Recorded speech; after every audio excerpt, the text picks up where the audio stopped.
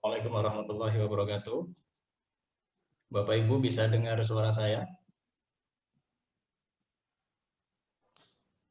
Bisa dengar. Bisa. Suaranya jelas nggak? Jelas. Jelas, Pak. Jelas ya. Sekali.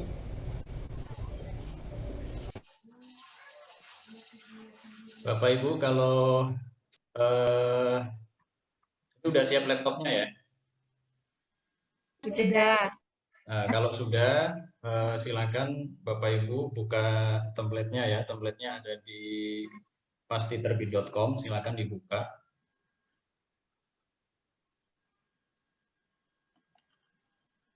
Diklik ya, diketik pastiterbit.com, diklik.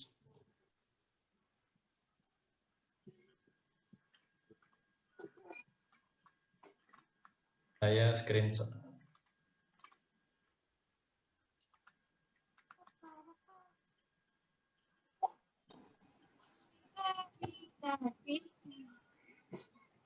Nama webnya apa?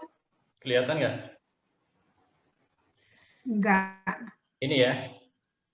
Udah kelihatan belum? Sudah. Ya. Pastiterbit.com, nanti di situ ada tulisan kirim naskah ya.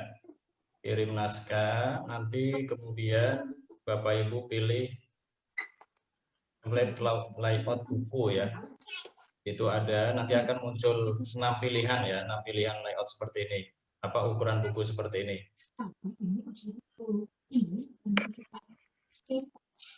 Yang mana yang dipilih, Pak? Ini Bapak Ibu kebanyakan dosen ya. Ya. Kalau kebanyakan dosen kita pilih yang standar UNESCO aja, yang standar UNESCO 15,5 kali 23.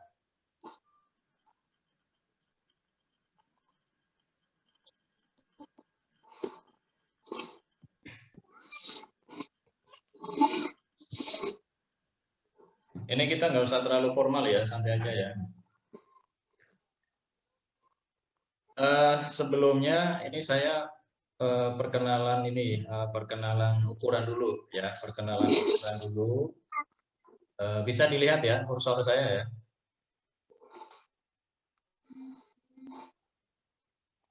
Bisa ya, dilihat ya. Yang pertama. Iya, bisa, Pak. Yang pertama ada ukuran kalau di sini. Oh, di sini A6 belum ada ya. Jadi kalau biasanya buku yang paling kecil itu A6 ya. Jadi A6 itu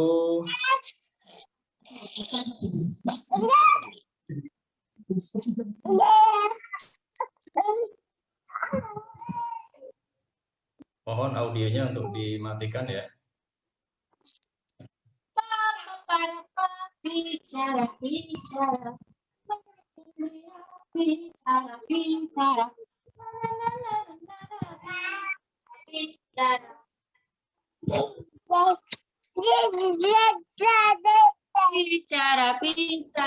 Itu suaranya siapa ini? Bicara. Linda Kurnia, Pak.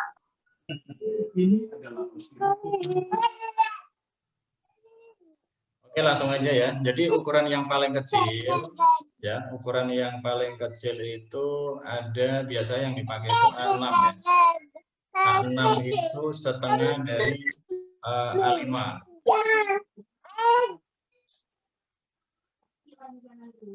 Jadi kalau A6 itu setengah dari A5. Nah, A5 itu setengah dari A4. A4 saya kira Bapak Ibu sudah tidak asing ya, A4 ya. Jadi ukuran A4 itu kalau dibagi 2 itu jadi ukuran A5. Nah, ukuran A5 itu kalau dibagi 2 itu ukuran A6. Nah, A6 ini biasanya dipakai untuk buku saku ya. Buku saku biasanya pakai A6. Itu bagus. Sampai di sini paham Bapak Ibu?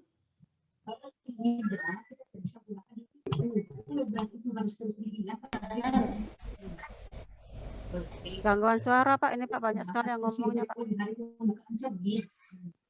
Ambil aja ya, Pak. Itu atas nama Ibu Linda itu, mohon maaf. Ibu Linda. Bu Linda.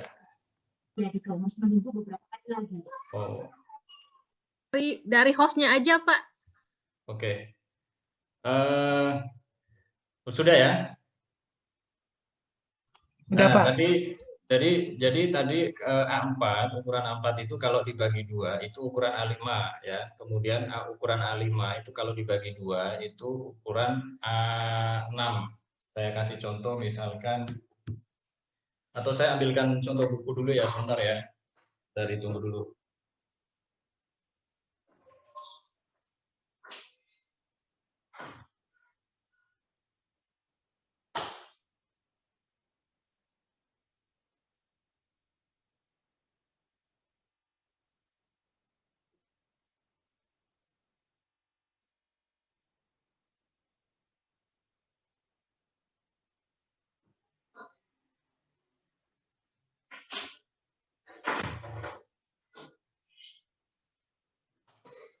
Ya. Ini saya ambil contoh yang seadanya aja dulu ya. Nah, buku standar ini buku standar, tapi kalau ukurannya saya kira nggak terlalu jelas ya, karena kan di video. Ini buku A5. Ini buku saya ya, ini buku saya. Kebetulan karena saya ngajar Ulumul Quran, jadi saya bikin buku ini ya, bikin buku Ulumul Quran. Ini sudah terjual hampir 2000 ya, 2000 eksemplar sejak tahun 2005 ya. Nah, ini A5 ya. A5 itu setengah dari A4. Nah, A5 itu juga ada yang A5 maksimal. A5 maksimal A5 itu kan sebenarnya ukurannya itu kan 21 kali 14,8 ya. 14,8 atau 14,8 kali 21. Itu ukuran yang maksimal. Tapi biasanya kalau di percetakan itu kan ada wilayah sisirnya, ada wilayah potongnya, jadi nggak bisa maksimal. Maka biasanya yang dipakai itu ukuran 14 kali 21 ya. Nah, kalau ukuran buku-buku populer khususnya novel itu biasanya pakai yang lebih kecil lagi tapi masih dalam kategori A5 yaitu 19 kali 13 kali 19 ya, 13 kali 19 cm. Itu banyak juga yang menggunakan ukuran yang seperti itu, biasanya buku-buku novel ya. Dan yang lebih kecil lagi berarti buku saku biasanya itu setengah dari ini ya. Jadi A5 setengahnya itu A6. Itu biasanya untuk buku saku kan. Tapi kalau untuk buku perguruan tinggi saya kira kurang pas ya kalau pakai A6 seperti itu. Nah, kemudian yang lebih besar daripada A5 itu ada ukuran B5 ya. Ukuran B5. Ukuran B5 itu kalau yang full itu 18 kali 25 ya. Jadi 18 kali 25 ya. Itu yang full. Nah, ini saya ada contoh yang full ya. Ini buku penelitian ya dari Dari Brunei Darussalam. Nah, standar UNESCO itu ukurannya 15 kali 23. Makanya biasanya ukuran ini dijadikan standar buku-buku perguruan tinggi atau untuk kenaikan pangkat untuk keperluan ini ya, resmi ya. 15 kali 23. Itu minimal ya standar UNESCO. Artinya kalau lebih daripada itu berarti boleh. Nah, saya sering menggunakan 15,5 kali 23. Kenapa? Karena secara perbandingan lebar dan panjang itu lebih pas ya, lebih pas. Jadi kalau 15 kali 23 meskipun cuma setengah senti saja jaraknya itu sudah kelihatan sekali memanjang ke atas. Jadi saya kurang begitu suka ya. Makanya buku-buku kadang kebanyakan menggunakan 15,5 kali 23 dan itu sudah memenuhi standar UNESCO. Untuk marginnya biasanya 2 ya. Margin 2 ya, atas bawah kanan kiri 2. Jadi berbeda dengan karya ilmiah yang belum dibukukan, biasanya kan ada yang kanan kiri atas bawah itu beda-beda ya, tapi kalau buku itu disetting sama ya, atas bawah kanan kiri itu sama ya, pakai 2. Nah, kalau yang ukuran A5 ke bawah, ya A5 sampai A6 itu bisa pakai margin 1,8, ya 1,8, 1,8, 1,8. Tapi kalau mau pakai 2 juga nggak apa-apa ya. Berbeda kalau mau buku A4 ya, kadang ada juga buku-buku A4 ya, kayak misalkan A4 itu seukuran LKS biasanya ya, itu pakai A4 biasanya. Nah, itu bisa pakai marginnya 2,5. Nah, silakan Anda karena untuk memenuhi apa namanya kelengkapan karir ya, Bapak Ibu bisa pakai template buku yang ukurannya 15,5 kali 23. Sudah di-download belum Bapak Ibu? Sudah, Pak. Sudah ya. Sudah, Pak. Alamat downloadnya di mana Pak itu Pak? Ini ya, jadi pastiterbit.com dibuka, pastiterbit.com dibuka, terus kemudian di situ pilih kirim naskah. Nah, nanti pilih ini template layout buku. Nah, kita lihat ya.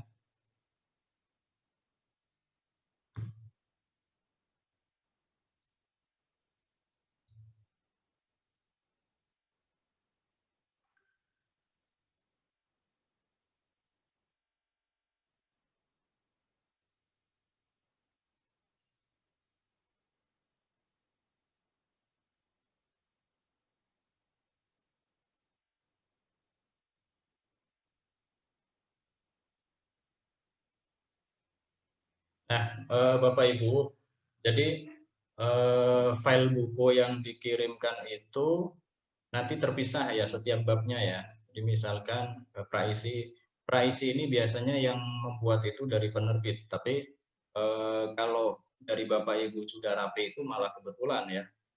Jadi sudah ada praisinya ya. Nah, praisi kita buka satu-satu dulu ya. Kita buka satu-satu dulu.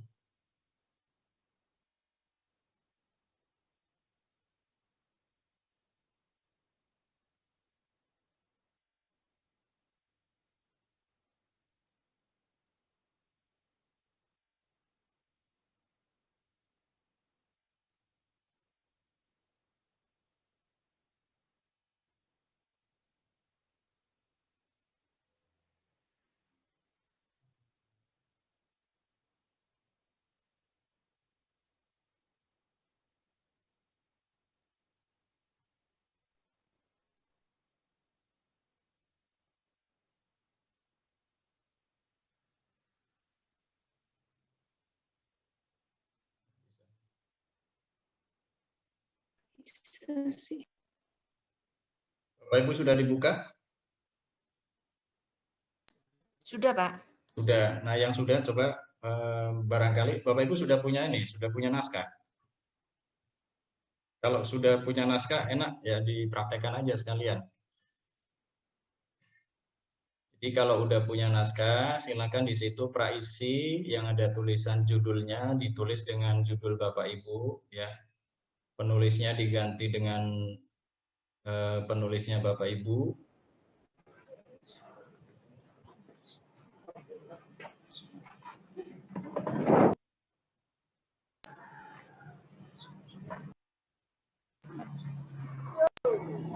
Saya buka dari sini.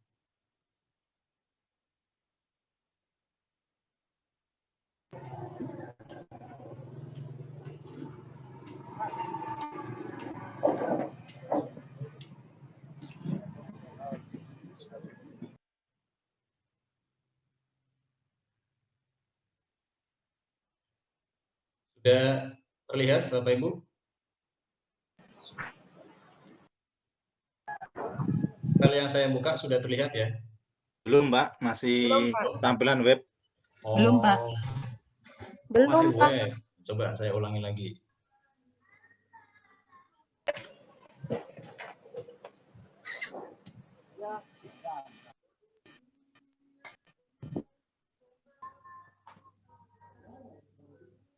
Sudah, Pak.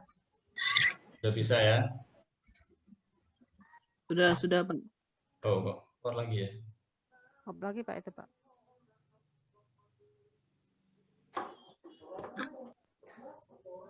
Sudah bisa? Sudah, Pak. Tampil Pak. Ya.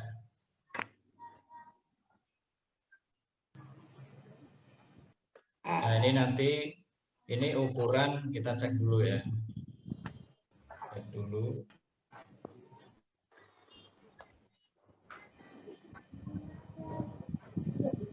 Nah, ini ya. Jadi marginnya itu 2222. Terus ini jadi udah pas ya 15,5 kali 23. Ini juga kadang dipakai untuk ukuran jurnal juga ya. Jurnal biasanya pakai 15 kali 23 atau 15,5 kali 23. Ada juga kadang yang suka pakai lebih lebar lagi tapi masih B5 ya. Itu ukuran 16 kali 24. Nah, itu juga ada yang suka pakai ukuran itu ya.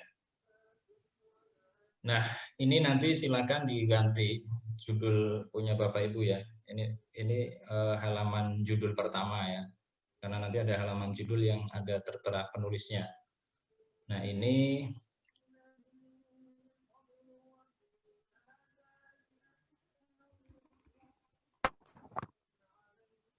nanti ini diganti judul ya. Ini yang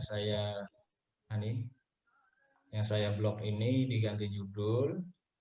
Fontnya terserah, yang penting masih bisa terbaca ya. Jangan pakai font yang susah untuk dibaca. Terus di sini ini ditulis nama Bapak Ibu ya, ditulis nama Bapak Ibu. Terus di sini judul. Ini Bapak Ibu kalau masukin ke penerbit lain jangan ini ya. Nah, ini dihapus aja nggak apa-apa. Tapi kalau mau masuk ke penerbit NEM nggak apa-apa, pakai ini ya. Pakai ini dicantumin aja nggak apa-apa. Nah, terus kemudian untuk selanjutnya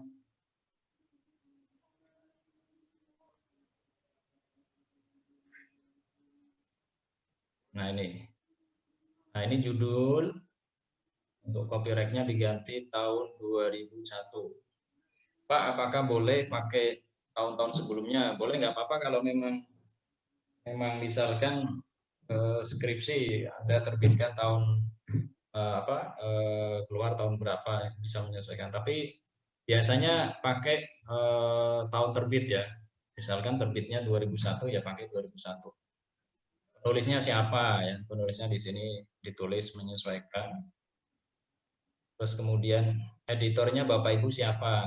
Kalau sudah ada editornya ya, kalau nggak ada ya boleh misalkan pakai nama saya, boleh, nggak apa-apa. Nanti di penerbit, kalau di penerbit itu kita tetap edit sama layout itu tetap ada fasilitas Bapak Ibu. Ya, meskipun sudah ada editor maupun layout karena kita punya standar penerbitan ya. Mungkin berbeda dengan beberapa penerbit yang sama sekali tidak diedit layout ya, dia hanya atau ada yang cuma di layout saja, tidak diapa-apain ya, cuma tinggal di daftar ini ISBN kemudian dicetak saja. Kalau di kita ada standarnya, nggak bisa seperti itu. Kemudian selanjutnya cetakan pertama ya, cetakan pertama bulan dan seterusnya. Nah, kemudian kita masuk ke ini ya, kita masuk sampai sini paham ya? Kita masuk, Paham Pak, paham. Sampai kita masuk ke praisi 2.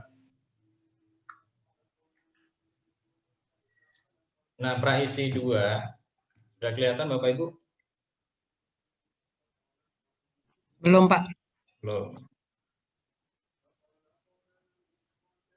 Nah, praisi 2 ini.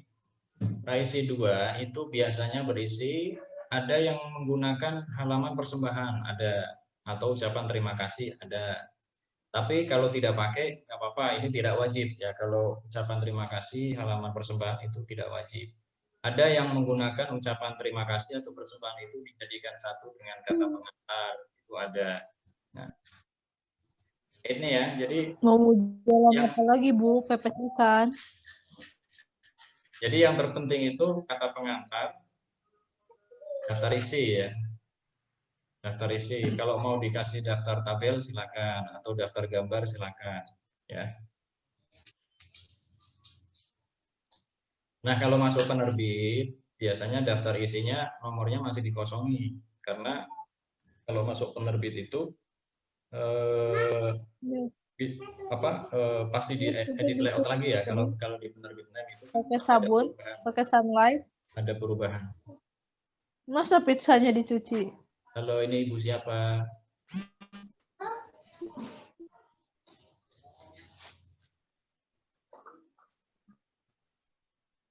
Oke ya, udah ya.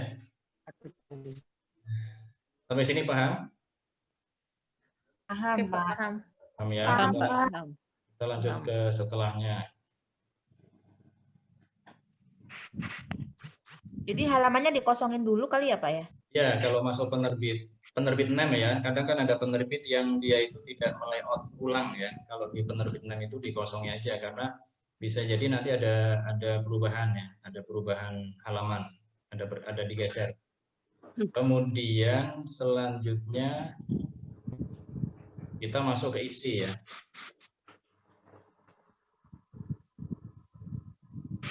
Menurut Bapak Ibu, pendahuluan sama kata pengantar sama enggak?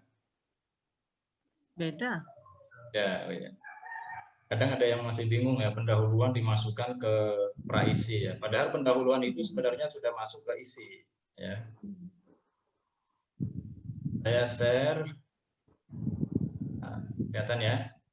Nah, oh ya tadi kata pengantar ya, mumpung inget ya. Kata pengantar itu bisa pakai pengantar sendiri penulis, bisa juga pengantar tokoh atau pakar. Misalkan Bapak Ibu menulis tentang pendidikan, terus Bapak Ibu minta kata pengantar dari pakar pendidikan, silakan.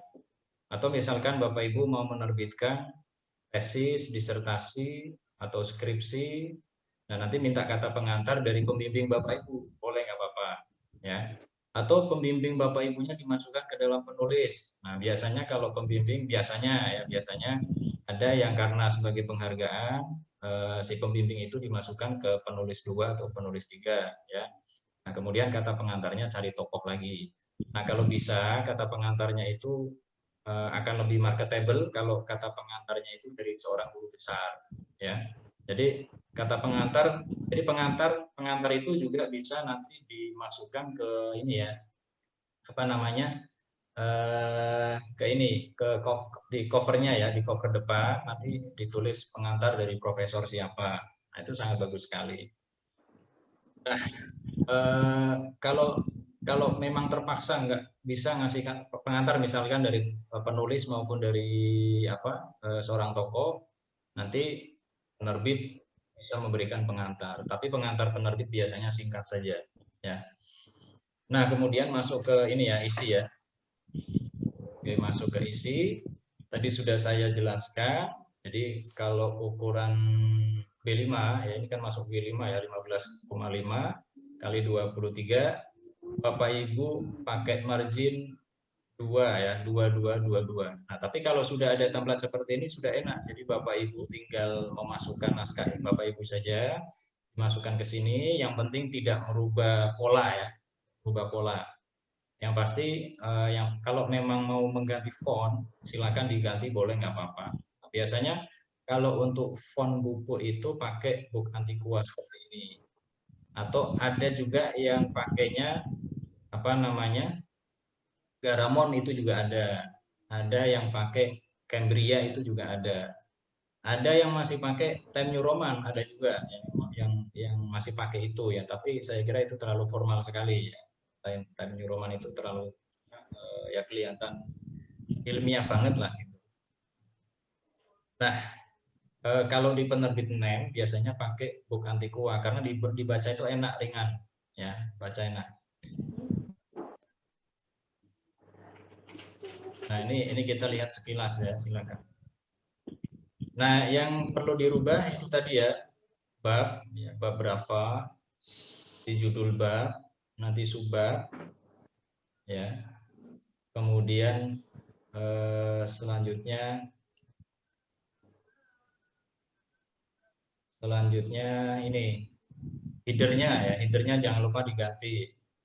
Headernya biasanya kalau di penerbit NEM itu sebelah kiri itu judul buku ya. Nanti kalau sebelah kanan itu nanti pakai apa namanya? Ini kalau dilanjutin lagi nanti headernya berubah jadi di sebelah kanan ya. Nah, ini coba saya lanjutkan. Nah, di sebelah kanan. Ini judul bab.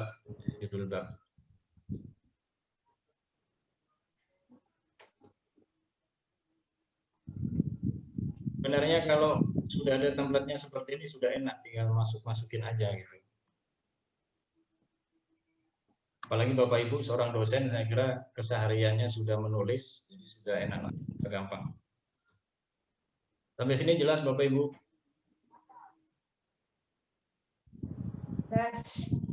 Jelas, Pak, jelas. Kalau jelas berarti udah selesai ini. Jelas. Pak Nasruddin mau tanya. Ya, silakan yang mau tanya. Insya Allah jelas. Itu buku contoh buku yang monograf bukan?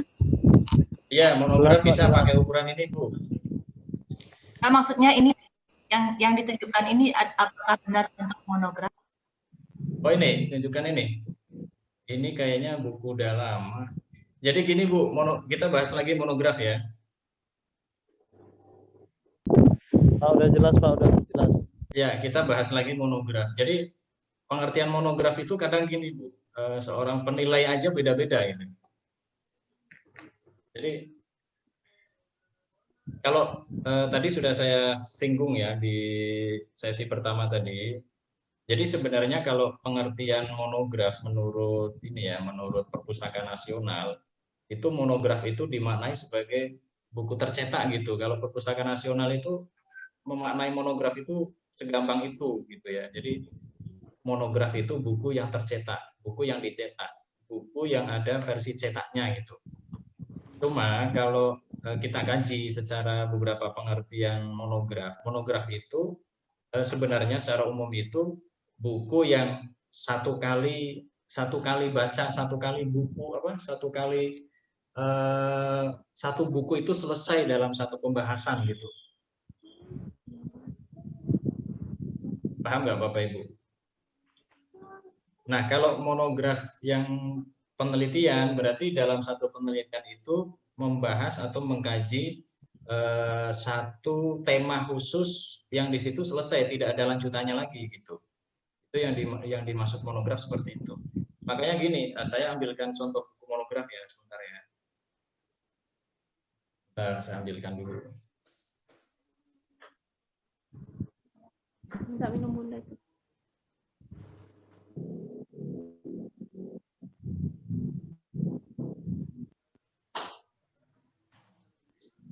Nah, ini buku monograf ya. Ini ada tulisan monografnya.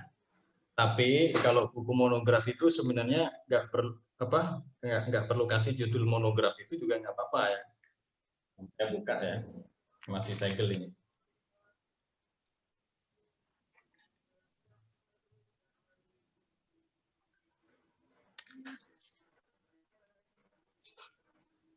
Ini di Google Play ada Bapak Ibu. Google Book juga ada. Bapak Ibu bisa nanti di Google Book diketik pemberdayaan ekonomi berbasis kearifan lokal melalui alokasi dana desa. Nanti bisa lah saya share itu linknya ya. Jadi buku yang kita terbitkan, semua buku yang kita terbitkan itu nanti semuanya ada di Google Play dan Google Book. Ya. Nah, nanti kalau banyak yang citasi nanti otomatis akan masuk ke Google Scholar Bapak Ibu semuanya. Ini tipis ya Bapak Ibu ya. Tipis. Tapi ini sudah memenuhi standar. Karena kalau standar UNESCO itu minimal 60 ya. Bahkan ada yang mengatakan 40 itu cukup. Biar aman ya pakai yang 60. Ini 60 ini, hampir paling lebih dikit ya. 60 udah total, Pak. Kenapa? 60 halaman itu total. Ya, total semuanya sama praisinya.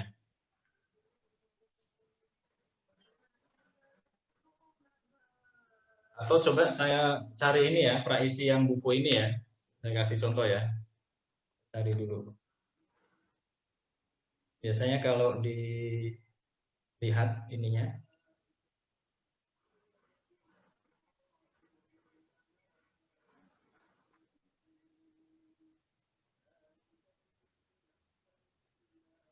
Judulnya pemberdayaan ekonomi.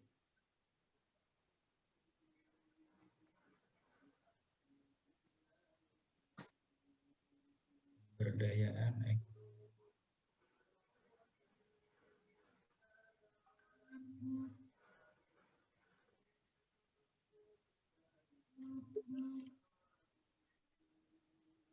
Cek.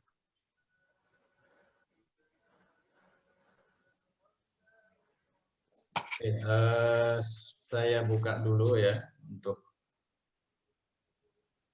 Nah, ini buku ini. Udah lihat Bapak Ibu? Ya, Pak. Nah,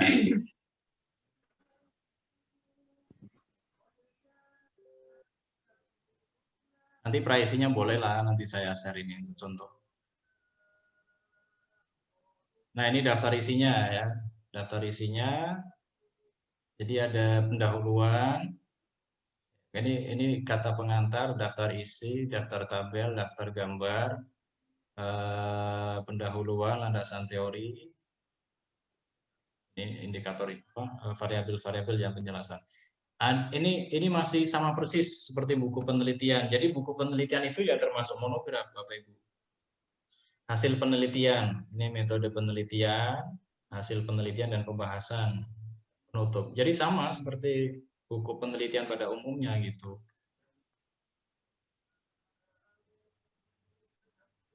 Jelas ya Bapak Ibu ya? Ada pertanyaan lagi nggak? Silakan. Pak, maaf di covernya berarti harus tertulis monograf ya Pak? Enggak, tidak harus. Tidak harus ditulis. Biasanya kan kalau yang ditulis seperti ini kan dia untuk memantapkan saja gitu. Jadi biar penilainya itu wah bahwa ini monograf meyakinkan kayak gitu aja. Sebenarnya nggak perlu, nggak harus. Baik Pak.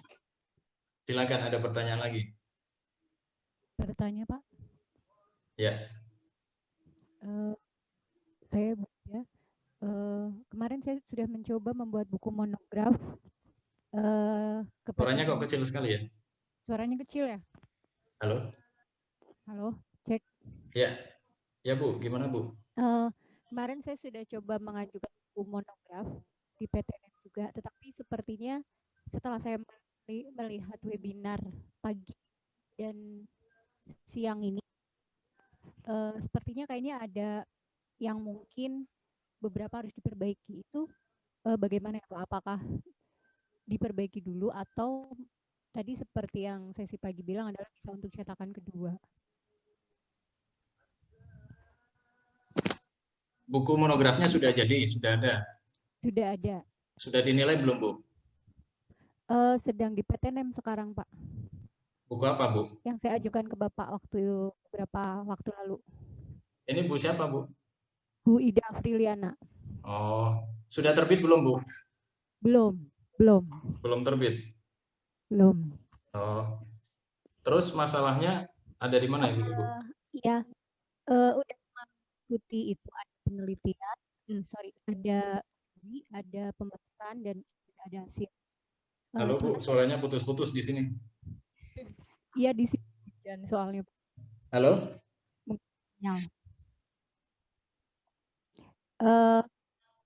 Di isinya setelah saya ini mungkin ada beberapa yang harus diperbaiki. Itu apakah masuk revisi atau menunggu dari perbaikan penerbit?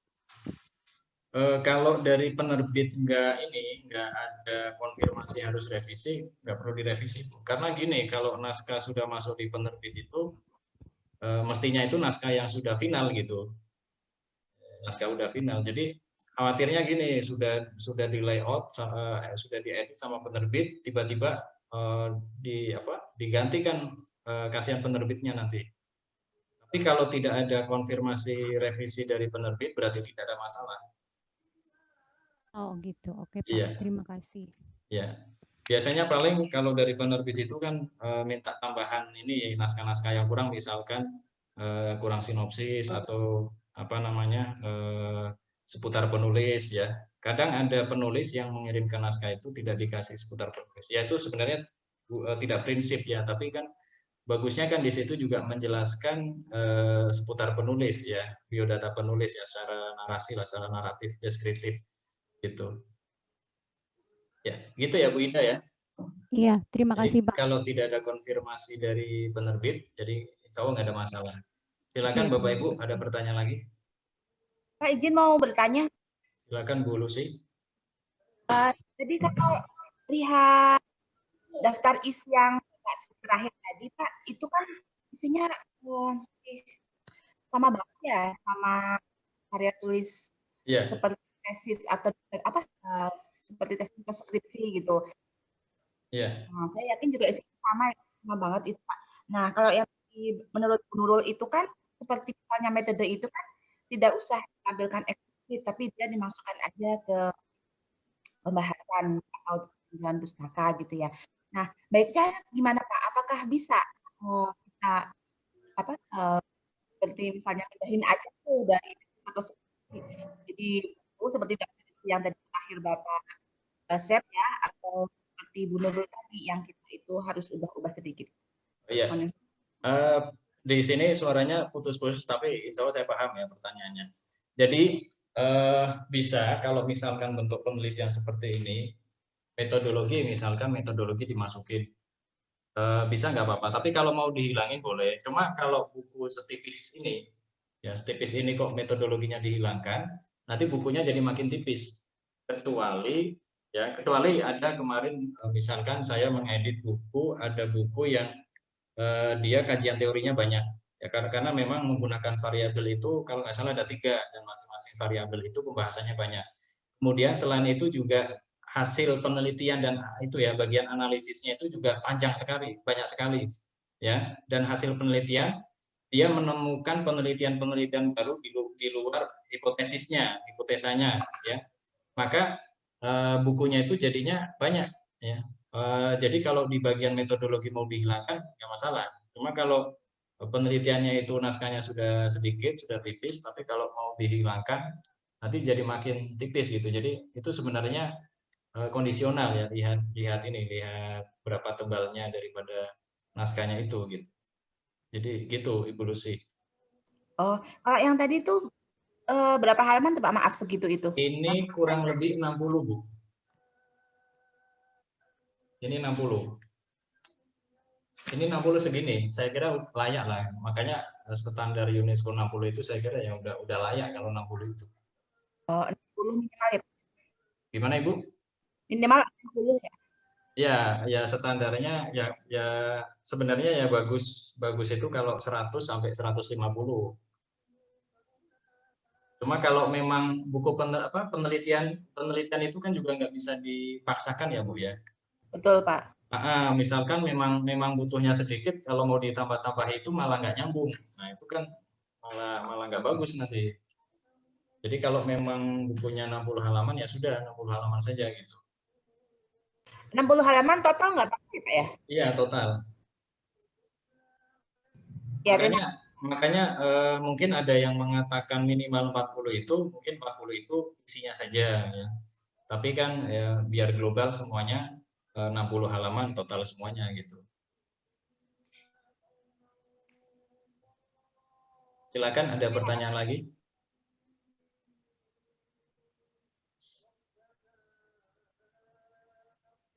Mohon kirimkan contoh kata pengantar tadi. Nanti untuk Raisi yang buku tadi saya share ya, atau coba saya tengok di Google Book ada nggak? Saya nanti minta tak kasih ininya linknya. Pemberdayaan. Anda ketik Google, coba ya, Anda ketik Google, kemudian diketik pemberdayaan ekonomi basis kearifan lokal melalui dana desa.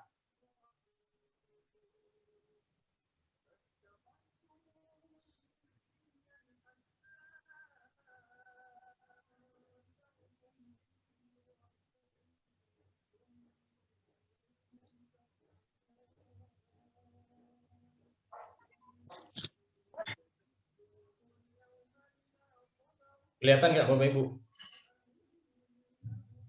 kelihatan Pak. Nah, ini penulisnya banyak memasukkan ke beberapa web. Nah, ini kalau yang Google Book ini kita buka. Nah, ini penerbit name ya. Jadi Google Book penerbit name ini nanti dibuka di bagian sini. Nah, nanti kelihatan. Nah, Bapak Ibu bisa cek. Oh ya, kalau ini langsung ini ya, nggak ditampilkan ya sama Google Book-nya. Ini isinya nanti Bapak Ibu bisa sedikit baca-baca di sini karena yang ditampilkan cuma 20% saja ya. Tapi nanti saya kasih contoh untuk isinya, nanti tetap saya share ya di grup ya. Ada lagi Bapak Ibu, silakan. Maaf, kan di name apa nih otomatis ini kan di Google itu Pak? Iya, semuanya kita masukkan ke Google Book dan Google Play supaya bisa terindeks di Google Scholar. Biar ada yang citasi Bapak Ibu. Mohon maaf Pak, itu pengetikannya berapa spasinya ya? Gimana? Spasi pengetikannya berapa? Kalau spasi itu sebenarnya kalau yang aturan secara baku ya Bu ya, aturan yang kaku itu spasinya 1. Cuma kita pakai kalau spasi 1 itu agak susah dibaca Bapak Ibu. Makanya kita pakai yang mendekati 1, nanti pakai 1,15. Nah, di template Bapak Ibu tadi yang Bapak Ibu buka itu pakai 1,15. Sebenarnya 1,15 nggak apa-apa, nggak masalah. Gitu. Ada pertanyaan lagi, silakan. Kita sharing-sharing aja Bapak Ibu ya. Kalau untuk layout tadi sudah ada template-nya, saya kira Bapak Ibu tinggal masukin aja lah. Apalagi sudah sering nulis jurnal ya.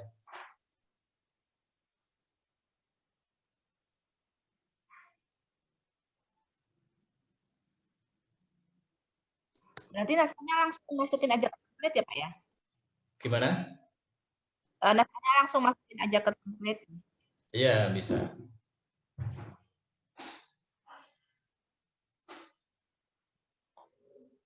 Sebenarnya gini Bapak Ibu, kalau Bapak Ibu masuk di penerbit kami, di penerbit NEM ini sudah ada fasilitas edit sama layoutnya. Jadi Bapak Ibu tinggal ngirim naskah mentahnya saja, itu pun sudah bisa gitu.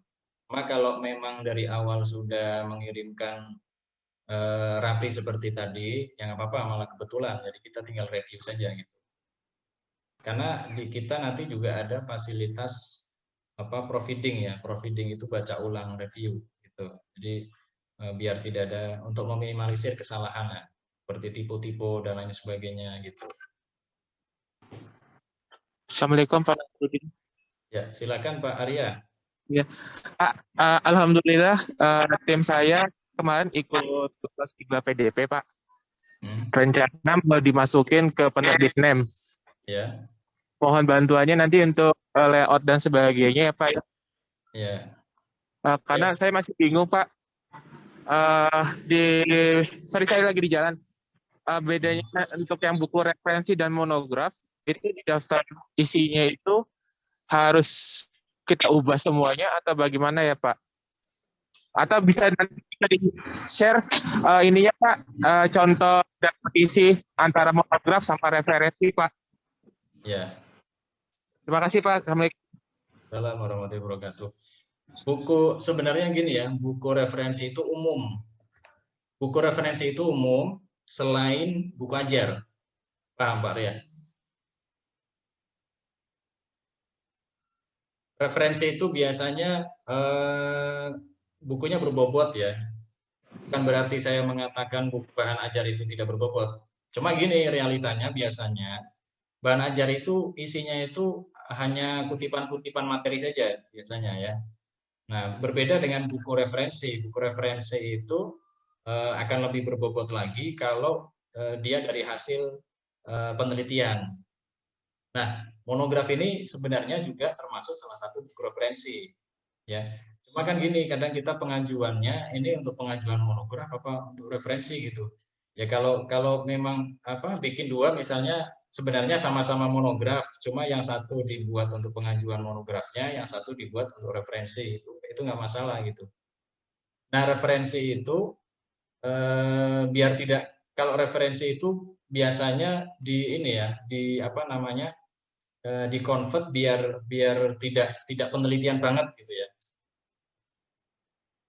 Biasanya luaran penelitian ya, ini luaran penelitian itu di convert itu biar bisa jadi buku referensi. Tapi kalau tidak di convert itu masih bisa dikatakan sebagai monograf. Paham nggak Bapak Arya? Oke, siap Pak, paham Pak.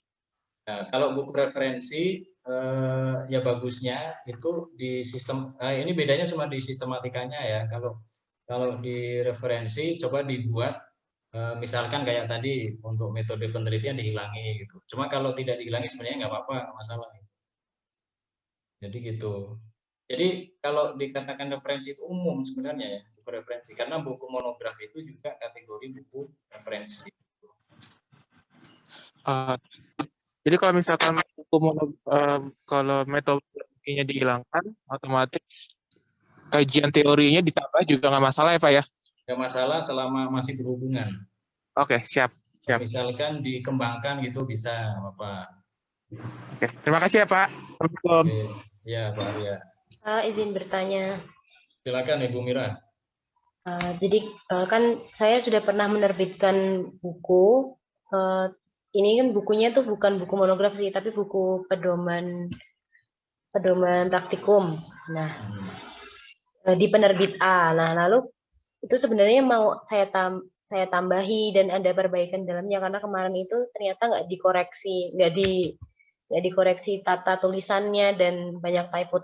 Nah, apakah bisa untuk dicetak di penerbit lain? Apakah sebutannya cetakan kedua atau diubah menjadi judul lain gitu Pak?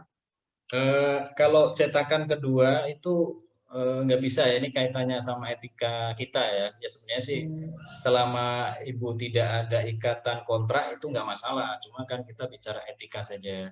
Cuma gini Bu, untuk solusinya Ibu nanti berarti menerbitkan ulang, tapi judulnya sedikit diubah gitu. Sedikit saja diubah atau nanti isinya ditambahi sedikit. Otomatis kan kalau masuk ke penerbit NEM nanti layoutnya juga berbeda lagi gitu. Iya, apakah itu ada kaitannya dengan ISBN itu Pak?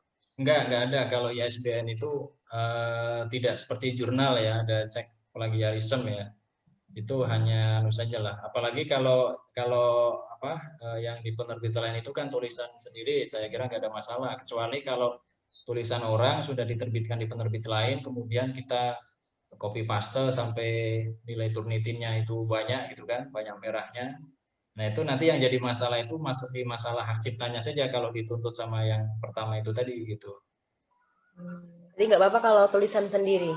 Ya nggak masalah. Yang penting ini kita bicara etika saja, jadi biar enak sesama penerbit kan, meskipun ya, itu yang saya khawatirkan sebenarnya.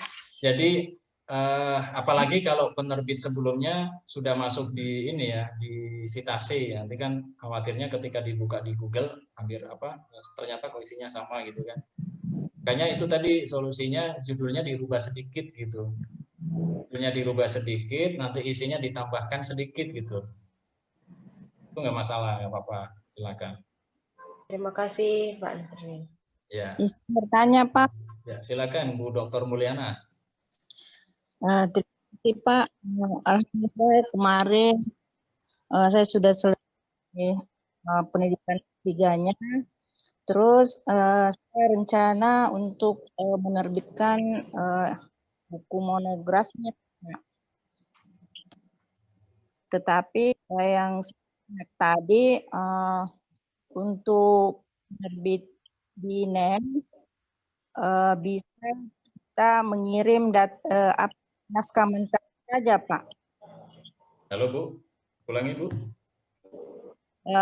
Saya terima mengatakan kalau di NEM penerbit NEM bisa naskah mentahnya aja yang dikirim ke penerbit. Oh iya, bisa Bu. Jadi seperti yang tadi sudah saya sampaikan, di penerbit NEM, Ibu mau kirim naskah mentahnya bisa nggak apa-apa, nanti kita bantu edit layout. Oh, langsung nasinya, Pak. Iya, jadi silakan. Apalagi kalau skripsi, tesis, disertasi, di kita ada fasilitas di convert ke buku semi populer, yang mana itu nanti bisa dijadikan buku referensi. Banyak juga Bu yang seperti itu, misalnya dia pengen nerbitin buku tapi belum sempat nulis, ya sudah punya tesis apa enggak. Nah, tesis itu nanti dikirim ke kita MS Word-nya, nanti kita convert ke buku apa namanya semi populer itu yang bisa dijadikan sebagai buku referensi, dan itu bisa diajukan Bu. Oh iya, Ya. jadi Pak, saya insya Allah besok saya kirim Pak naskahnya yang disertasinya. Ya. Apalagi disertasi ya, saya kira kalau disertasi itu ya karena sudah jadi disertasi kan, saya kira karena sudah melalui bimbingan yang apa namanya tidak mudah lah ya, saya kira ya pasti kualitasnya bagus lah. Amin Pak, amin. Jangankan disertasi ya, kadang skripsi atau apa namanya tesis saja kan saya kira layak lah, apalagi disertasi. Silakan yang lain. Izin Pak bertanya. Ya, Ibu Mekar, silakan Bu Mekar. Begini Pak, mengenai penelitian tadi untuk tesis atau disertasi, itu kata pengantarnya apa perlu kita ulang lagi gitu Pak? Enggak, yang terbaru Bu. Karena kan kalau yang dari penelitian tesis atau disertasi kita kan itu ada institusi terima kasihnya gitu Pak. Oh iya, kalau di pengantarnya tetap diganti nanti. Oh begitu, jadi nanti yang perlu dirubah itu hanya kata pengantar ya Pak, kalau kita mau kasih data mentahnya. Ya, kata pengantar nanti diganti, terus kemudian daftar pustakanya hanya dipakai yang dipakai saja gitu. Karena kadang kan ada beberapa yang dibuang dan otomatis di beberapa referensinya ada yang hilang gitu. Itu berarti nanti kalau dikasih ke penerbit seluruh daftar pustaka kan Pak? Nanti kan ada jasa untuk editingnya gitu ya Pak ya? Iya, bisa nanti dari penerbit ada convertnya. Gratis Ibu. Oh iya, terima kasih Pak. Baik. Ya, silakan yang lain, silakan. Saya Pak mau bertanya. Ya, Ibu Kris, silakan Ibu Kris. Ya, terima kasih Pak Nasruddin. Saya mau bertanya, tesis saya ini bahasa asing, nah bahasa Inggris. Apa harus diterjemahkan dulu baru bisa diterbitkan atau bagaimana Pak? Bahasa Inggris ya? Ya. Nggak apa-apa Bu. Kalau mau diterjemahkan bisa, kalau enggak juga nggak masalah gitu. Tergantung kita ini pangsa pasarnya mau kemana, maksudnya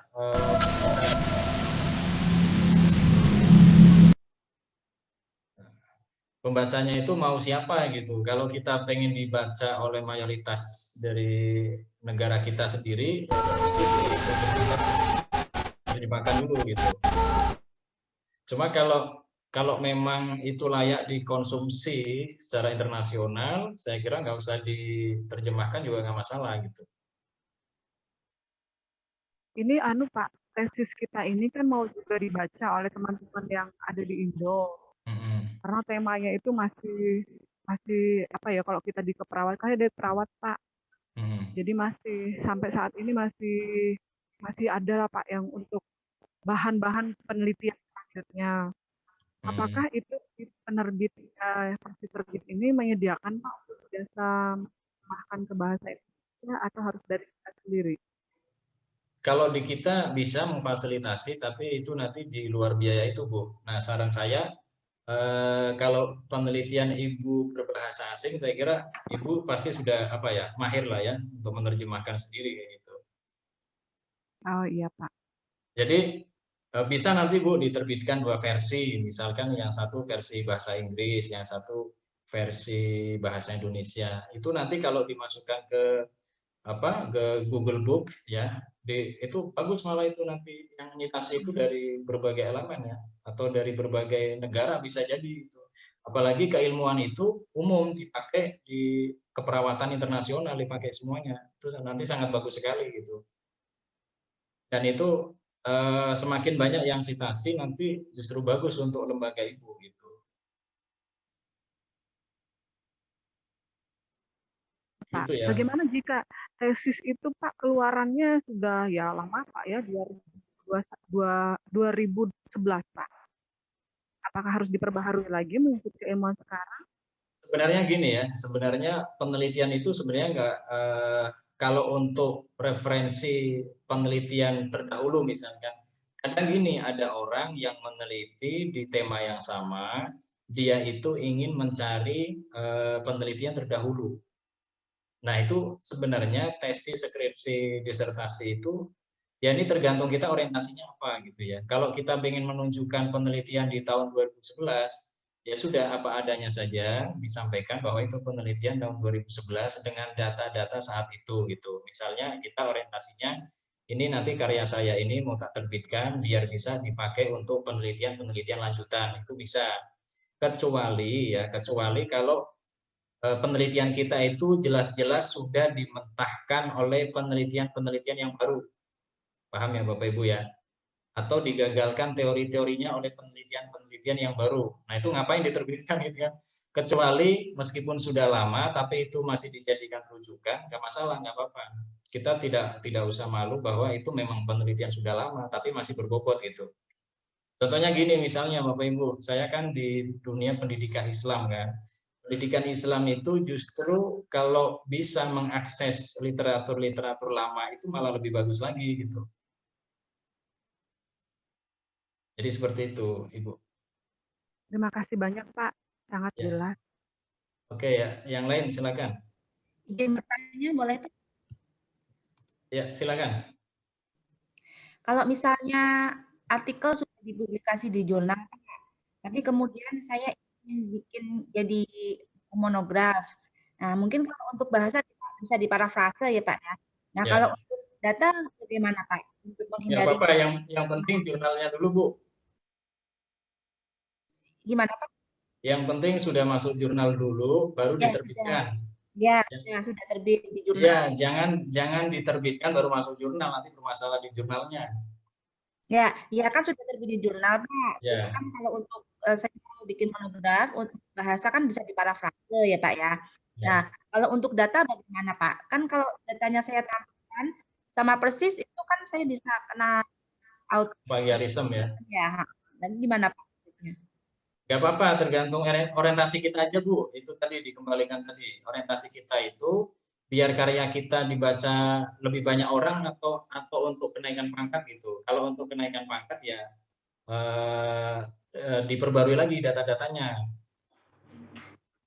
Tapi kalau hanya sekedar biar bermanfaat dibaca banyak orang, ya nggak masalah.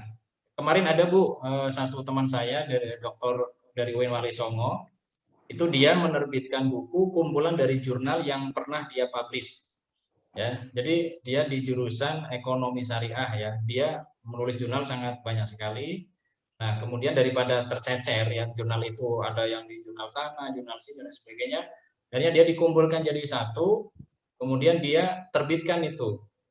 Bahkan masuk di Google Scholar juga gitu. Dan itu saya kira tergantung orientasinya, Bu. Nggak masalah. Nah, syukur-syukur kalau pas diajukan tim penilainya itu tidak terlalu apa namanya? Bentar ya. Tidak terlalu memperhatikan gitu ya, Pak.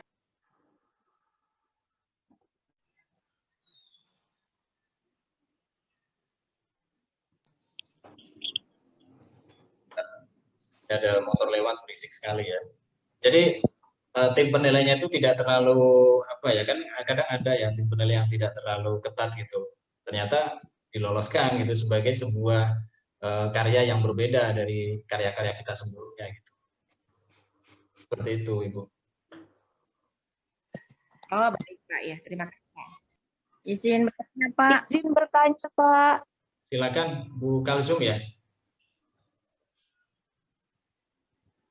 Izin bertanya, Pak. Ya, silakan Ibu Risdawati. Baik, terima kasih, Pak. Saya mau bertanya, Pak. Saya kan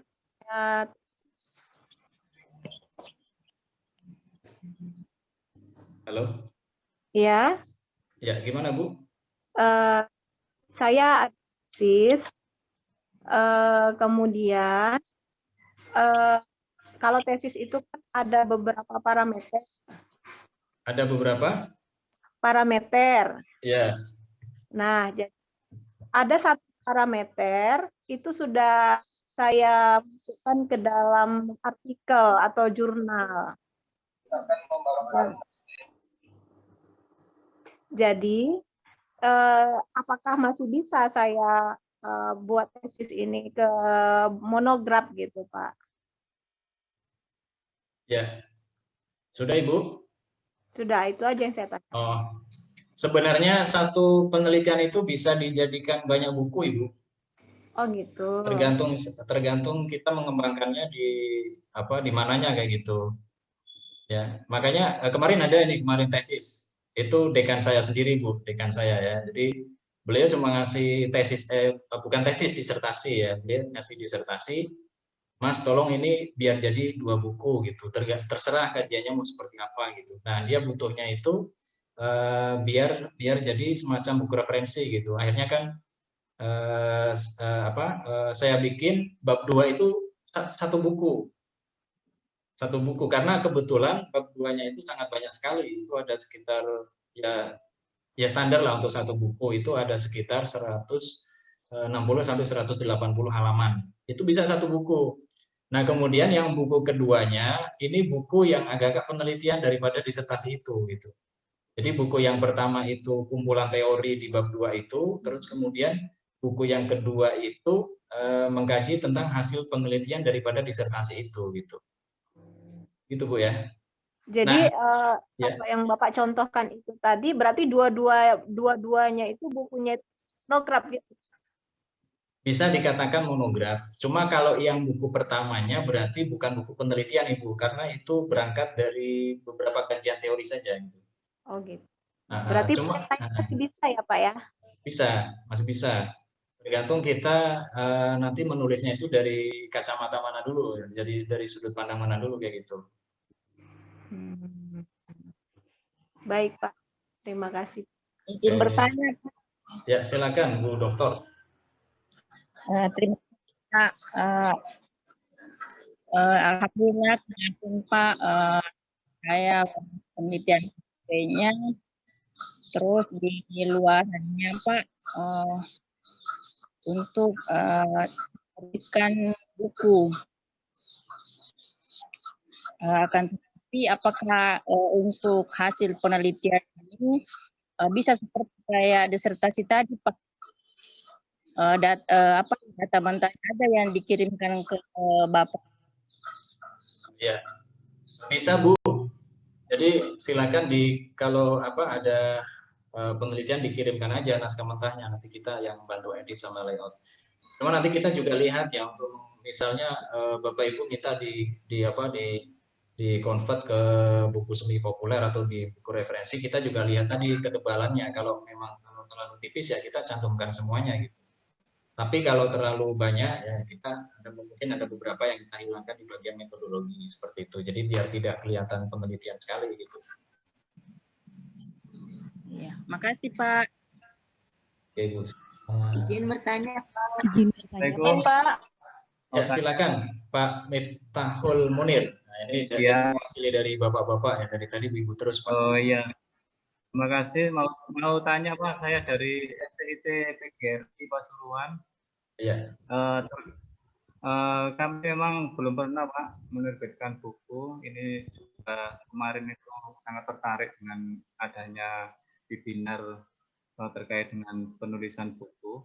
Yang kami tanyakan ini, Pak, kami itu kan juga banyak kan tugas mahasiswa terkait dengan artikel atau apa. Itu kalau seumpama saya pilih yang bagus, terus setelah itu saya buatkan judul yang relevan, setelah itu saya terbitkan jadi buku, kira-kira bisa Pak? Oh bisa, nggak apa-apa Pak. Hah? Bisa Pak ya? Kreatif itu namanya. Iya. Terima kasih Pak, terima kasih. Izin bertanya Pak. Izin Pak, izin. Sebentar saya lanjutkan dulu ya, yang Pak Miftahul Munir ini. Jadi Bapak Ibu kalau mau menerbitkan karya mahasiswa, yang penting secara etikanya mahasiswa Bapak Ibu juga tetap dicantumkan ya. Bisa misalkan Bapak Ibu nanti bagian review, editor, ya pembimbing lah istilahnya pembimbing ya. Nggak apa-apa, nanti misalkan masuk di penulis pertama, nanti mahasiswa yang dipilih itu tadi artikelnya yang bagus, misalkan ada 5 mahasiswa atau 10 mahasiswa, itu silakan dicantumkan di penulis kedua dan seterusnya. Boleh, silakan, nggak apa-apa gitu. Nah, nanti di depan kan nanti tertulisnya misalkan Bapak Miftahul Munir dan kawan-kawan kayak gitu, bisa, nggak masalah. Yang penting nanti di balik halaman judulnya nama-nama mahasiswa tadi tetap dicantumkan gitu. Dan itu biasanya dosen yang kreatif memang seperti itu, Pak. Jadi dalam 1 tahun dia bisa menghasilkan banyak karya, ternyata dia melibatkan banyak mahasiswa. Jadi seperti itu. Silakan yang lain. Izin bertanya, Pak. Ya, Bu Ida. Tanya, Silakan. Pak. Ya, Pak. Kalau tadi dibilang bahwa tidak hanya dari penelitian buku monograf itu bisa dibuat. Kalau dari hasil sebuah kita ikut seperti webinar 32 jam atau seperti pelatihan 32 jam, kemudian kita membuatnya menjadi buku, itu bisa juga nggak, Pak? Membuat? Karena ada hasil pelatihan menulis misalkan, kemudian ada sharing dari beberapa ahli, kemudian dari beberapa penerbit, kemudian kita jadi perbab dan kita jadikan buku. Apakah itu juga buku monograf atau bukan termasuk monograf? Kalau kita bicara penilaian seperti biasa, itu biasanya dikategorikan ke dalam chapter, Ibu. Monograf itu biasanya sedikit penulis, Ibu, ya, yang diajukan biasanya. Kalau monograf itu rata-rata cuma 1 penulis saja gitu. Mau bareng-bareng seperti itu namanya book chapter. Cuma biasanya di book chapter itu ya tadi sudah disinggung sama Bu Nurul tadi ya, pemateri tadi, itu nanti berarti yang penulis pertama dapat 60, nanti penulis yang kedua dan seterusnya dapat 40, itu pun masih dibagi-bagi gitu. Nah, kalau monograf itu nanti susahnya gini, kalau nulis monograf bareng-bareng ya, itu nanti tidak satu persepsi, Bu. Karena monograf itu yang bagus itu satu persepsi saja, satu sudut pandang, yaitu penulis itu sendiri gitu. Nah, kalau monograf itu banyak penulisnya nanti susahnya itu, kecuali kalau sering dia dalam membuatnya itu sambil diskusi ya, sambil bareng-bareng lah gitu ya, bukan sendiri-sendiri kemudian digabungkan jadi satu, itu nanti susah ya. Karena monograf itu yang dimaknai di dalam tim penilaian itu ya satu sub sub tema ya, bukan satu tema ya, satu sub tema lebih spesifik yang mana dalam satu buku itu selesai gitu, pembahasannya itu selesai, jadi tidak ada kelanjutannya lagi, tidak ada jilid setelahnya lagi gitu. Jadi seperti itu ya Ibu Ida ya. Nah, silakan Bu Dia tadi mau tanya. Ya baik, terima kasih.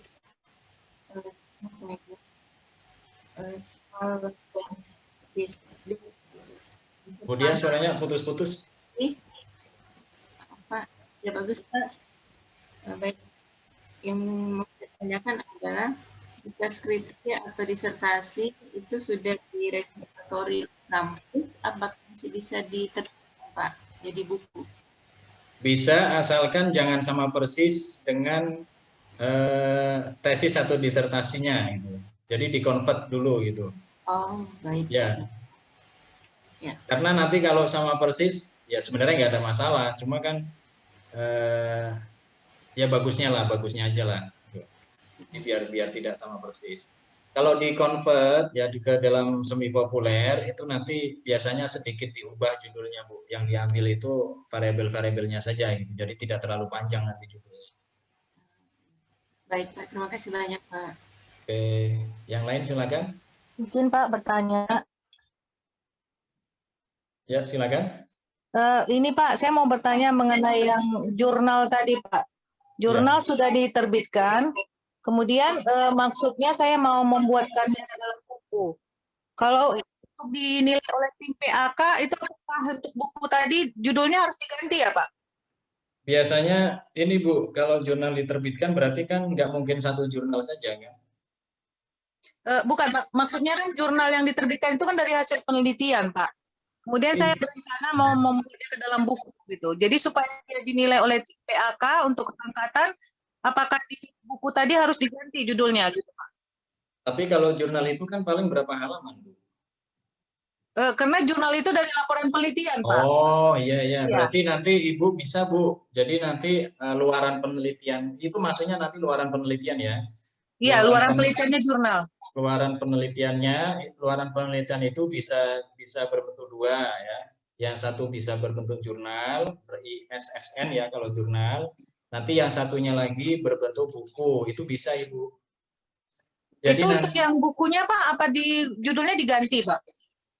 Sebenarnya nggak perlu diganti, cuma kalau mau dipoles sedikit bisa, nggak apa-apa, ya tidak terlalu panjang gitu. Biasanya kalau judul penelitian kan panjang-panjang ya. Iya Pak, karena ini dari PDP kemarin Pak.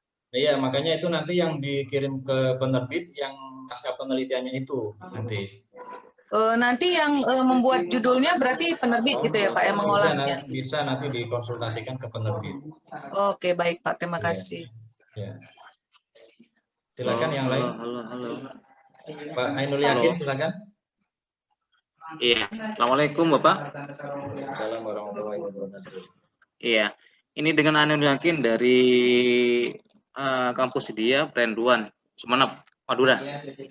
Ya, gimana Pak? Iya, saya ingin tanya Pak, apa namanya? Apabila ketika ada dosen memiliki karya luaran hasil penelitiannya yang diterbitkan di jurnal-jurnal, tidak hanya satu jurnal, katakanlah dia punya sampai 15 sampai 20 artikel jurnal yang sudah terbit di jurnal itu. Beda-beda nah, kemudian kita kumpulkan semuanya, jurnal penelitian maksudnya Pak ya. Kemudian kita kumpulkan 20 naskah itu yang sudah terbit di beberapa jurnal itu untuk dijadikan buku. Apakah itu bisa diterbitkan di penerbit buku atau tidak, Pak? Sebab saya khawatir itu kita kena auto plagiarisme gitu, Pak. Itu yang dikhawatirkan oleh teman-teman di kampus itu. Apakah itu bisa diterbitkan, Pak? Setelah terbit di jurnal itu maksudnya. Ya. Tadi sudah saya sampaikan sebenarnya ya. Jadi kalau jurnal-jurnal itu yang sudah pernah terbit, kemudian diterbitkan ke dalam buku, itu sebenarnya nggak masalah Pak. Tadi sudah saya contohkan ya, salah satu teman saya itu menulis tentang masalah ekonomi ya, ekonomi syariah. Iya. Dia kemudian mengkompilasikan daripada tulisan itu tercecer ya, yang satu di jurnal mana, yang satu di jurnal mana. Dia dikompilasikan menjadi satu, kemudian diterbitkan dengan judul yang baru yang bisa mewakili semua jurnal itu, gitu Pak. Itu bisa nggak apa-apa, nggak masalah. Nanti Bapak akan artinya gimana? Iya Pak, artinya harus diracik kembali, maksudnya begitu Pak ya? Sebenarnya nggak perlu pun nggak masalah Pak. Apa adanya jurnal itu dikumpulkan jadi satu. Kemudian disatukan, dikompilasikan, tujuannya biar banyak dibaca oleh banyak orang ya. Kalau bentuk jurnal, mohon maaf, biasanya yang baca itu kan kaum akademisi saja kan. Tapi kalau buku itu kan bisa dibaca oleh siapa? Iya, itu maksud saya ya. Itu Pak. Nah makanya tadi saya sampaikan syukur-syukur ketika itu diajukan untuk KUM ya, itu tidak kedetek misalkan pas kok misalnya penilaiannya itu pulang jeli atau apa, itu diloloskan, itu bisa aja seperti itu ya. Karena biasanya yang dinilai itu ISBN Pak. Jadi ini sudah ISBN di penerbit IKP misalnya, dicek di Google Scholar kan juga tersitasi. Yang penting itu tadi judulnya itu tidak sama, judul bukunya tidak sama dengan judul salah satu jurnalnya. Jadi pilih judul yang kira-kira bisa mewakili semua jurnal itu gitu. Tapi kan naskah yang di dalam itu Pak kan sudah ada judul masing-masing dari setiap artikel yang sudah terbit itu Pak. Iya, itu kemudian yang kita khawatirkan ditakutkan kena auto plagiarisme gitu. Nggak masalah Pak. Tidak masalah Pak ya? Nggak masalah. Justru yang bermasalah itu gini Pak. Justru yang bermasalah gini. Bapak menerbitkan jurnal misalkan, menerbitkan jurnal di jurnal ya misalnya jurnal BSSN. Terus kemudian Bapak dengan jurnal itu diterbitkan lagi di jurnal lain dengan judul yang berbeda. Nah itu baru Bapak mendetek self plagiarism Pak. Oh begitu. Ya, contohnya lagi misalkan Bapak pernah menerbitkan buku buku di penerbit lain, kemudian Bapak diterbitkan lagi di sini misalkan, itu sebenarnya dengan isi yang sama tidak dirubah, tapi diganti judul sedikit saja. Itu sebenarnya yang masuk plagiarisme ya.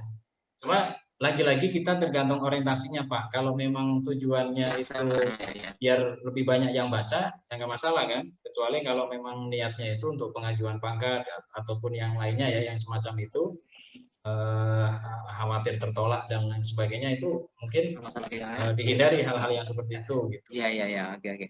Oh begitu Pak ya. Jadi kalau dari jurnal dari bentuk jurnal ke buku itu tidak masalah Pak ya? Nggak masalah. Coba Oke, siap. Ini ya, makasih saya Pak. Saya coba cari ini. Cari bertanya, Pak. judul buku. Bentar, saya mau cari ini contoh yang jurnal yang dikompilasikan dulu ya. Perbankan Syariah. Nah, ini langsung ketemu ya. Ini saya contohkan saja. Nah, ini punya teman saya ini. Ini kemarin baru wisuda doktor di UIN Wali Songo. Kelihatan nggak Bapak Ibu? Kelihatan nggak? Kelihatan ya. Ini buku Perbankan Syariah, Fenomena Terkini dan Prakteknya di Indonesia.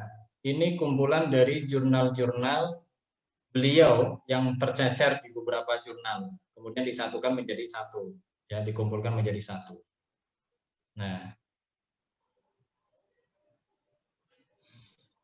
ini judulnya masih sama Pak.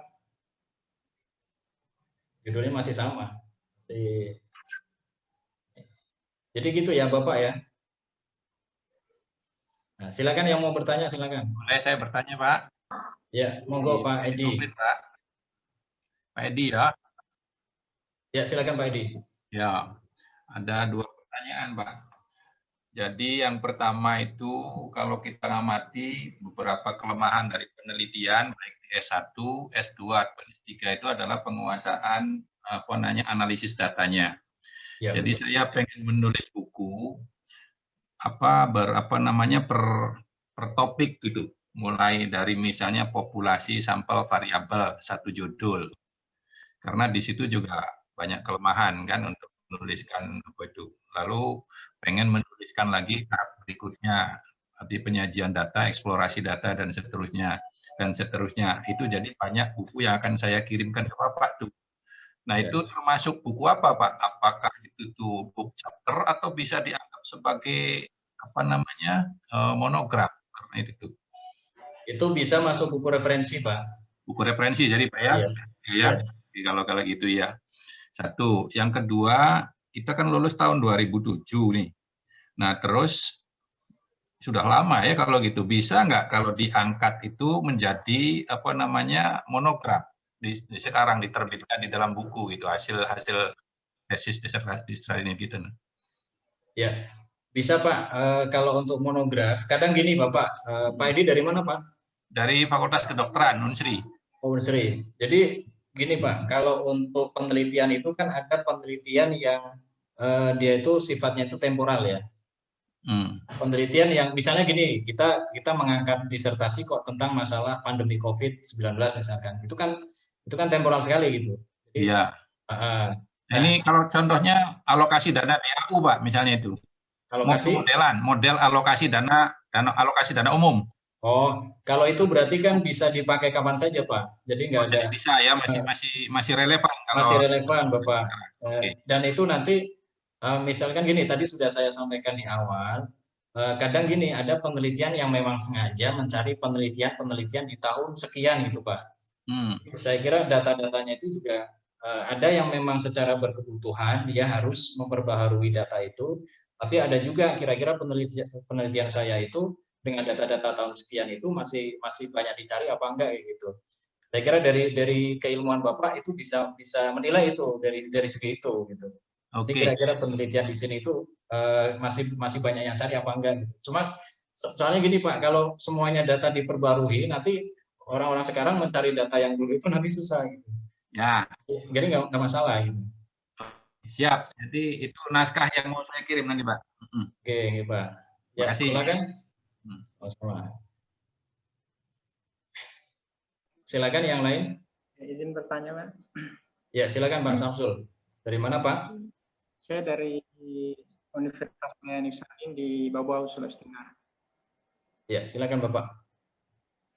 Oke, selamat seperti Pak tadi, Pak Doktor ya. Saya juga ini masalah disertasi, hanya saya berbahasa Inggris. Apakah perlakuannya sama dengan yang lainnya? Umpamanya bisa dikirim mentahnya baru nanti convert oleh pihak penerbit. Dan bagaimana dengan sistem editnya umpamanya? Apakah disiapkan juga dari bahasa Inggris seperti apa? Ya. Saja saya mungkin. Ada lagi, Pak? Itu saja. Oh ya. Kalau bahasa Inggris biasanya kita hanya review standar saja, Pak. Jadi tidak sampai ke secara konten-konten mendalam itu enggak gitu. Kalau kita kalau ke buku populer, kalau dikirim data mentahnya. Bisa nanti ada semacam resistematika paling kita bantu di situ. Jadi kita lihat itu baiknya itu penelitian itu mau diterbitkan apa adanya atau mau diresistematik, yaitu diurutkan kembali berdasarkan kebutuhan-kebutuhan yang mungkin misalkan kok pembaca lebih tertarik dengan sistematika yang tidak terlalu kaku seperti di disertasi itu. Jadi bisa kalau memang mau dikirimkan apa adanya nggak masalah gitu. Contohnya misalkan gini Pak, ini kebetulan yang tadi saya ambil itu berbahasa Inggris dan ini penelitian berbahasa Inggris dan ini apa adanya gitu dalam. Ini kebetulan sangat tebal sekali ya. Kebetulan ini memang penelitian ini agak sangat menginasi karena dia judulnya itu mengarah kepada pengembangan bahasa Inggris ekonomi berbasis ekonomi Islam. Nah iya, itu kan umum ya, maksudnya kan banyak yang cari juga, tidak hanya di Indonesia gitu. Sebenarnya kalau mau bicara gini ya, biar bisa dibaca oleh orang di luar orang Indonesia, malah bagus sebenarnya kalau mau bahasa Inggris gitu. Ya, maksud saya mungkin diterbitkan dalam bahasa Inggris. Iya, lebih bagus lagi tadi seperti yang tadi saya sampaikan sama Ibu Kris, syukur-syukur kalau mau diterbitkan 2 versi ya, 1 versi bahasa Inggris, 1 versinya bahasa Indonesia, nggak masalah. Karena di perpustakaan nasional itu nanti ada kategori buku terjemahan, Bapak. Oh iya. Jadi misalkan buku Bapak sudah diterbitkan ke dalam versi bahasa Inggris misalkan, kemudian nanti ada terbitan susulan, itu nanti versi bahasa Indonesia, itu berarti nanti masuk kategori buku terjemahan. Gitu. Oke. Terima kasih Pak. Ya, sama-sama. Mohon maaf Bapak Ibu, di tempat saya hujan ya, jadi barangkali berisik ya. Mau tanya Pak? Ya silakan. Ya silakan Ibu Novis Rayani. Ya, terima kasih. Saya mau tanya, kita kan ada penelitian multi year ya. Penelitian? Ada penelitian multi year kan, dapat sampai 2 tahun, 3 tahun gitu kan penelitian multi year. Berarti kan banyak tahapannya. Untuk dapat 1 data per tahun pun kita katakan sampai 3 tahap penelitian baru dapat data 1 tahun. Kalau sampai tamat penelitian yang 3 tahun, berarti kita sampai 9 tahap, 10 tahap penelitian baru sampai dia selesai sampai closing. Kalau kita misalnya mau menjadikan dia monograf, apakah cukup saya ambil dari 1 tahapan saja? Kan 1 tahapan penelitian, saya dari pertanian. Dari pertanian itu kita kan satu tahapan itu satu periode musim tanam. Nanti tahapan kedua, jadi satu tahun itu bisa sampai 3 kali tanam kita. Selesai sampai finish, dapat data, nanam baru lagi gitu. Kalau misalnya dari satu data penelitian saja, 1 tahapan yang kita gunakan sebagai data untuk monograf, apakah itu bisa atau harus mesti dia lengkap selama 1 periode 1 year 1 tahun itu?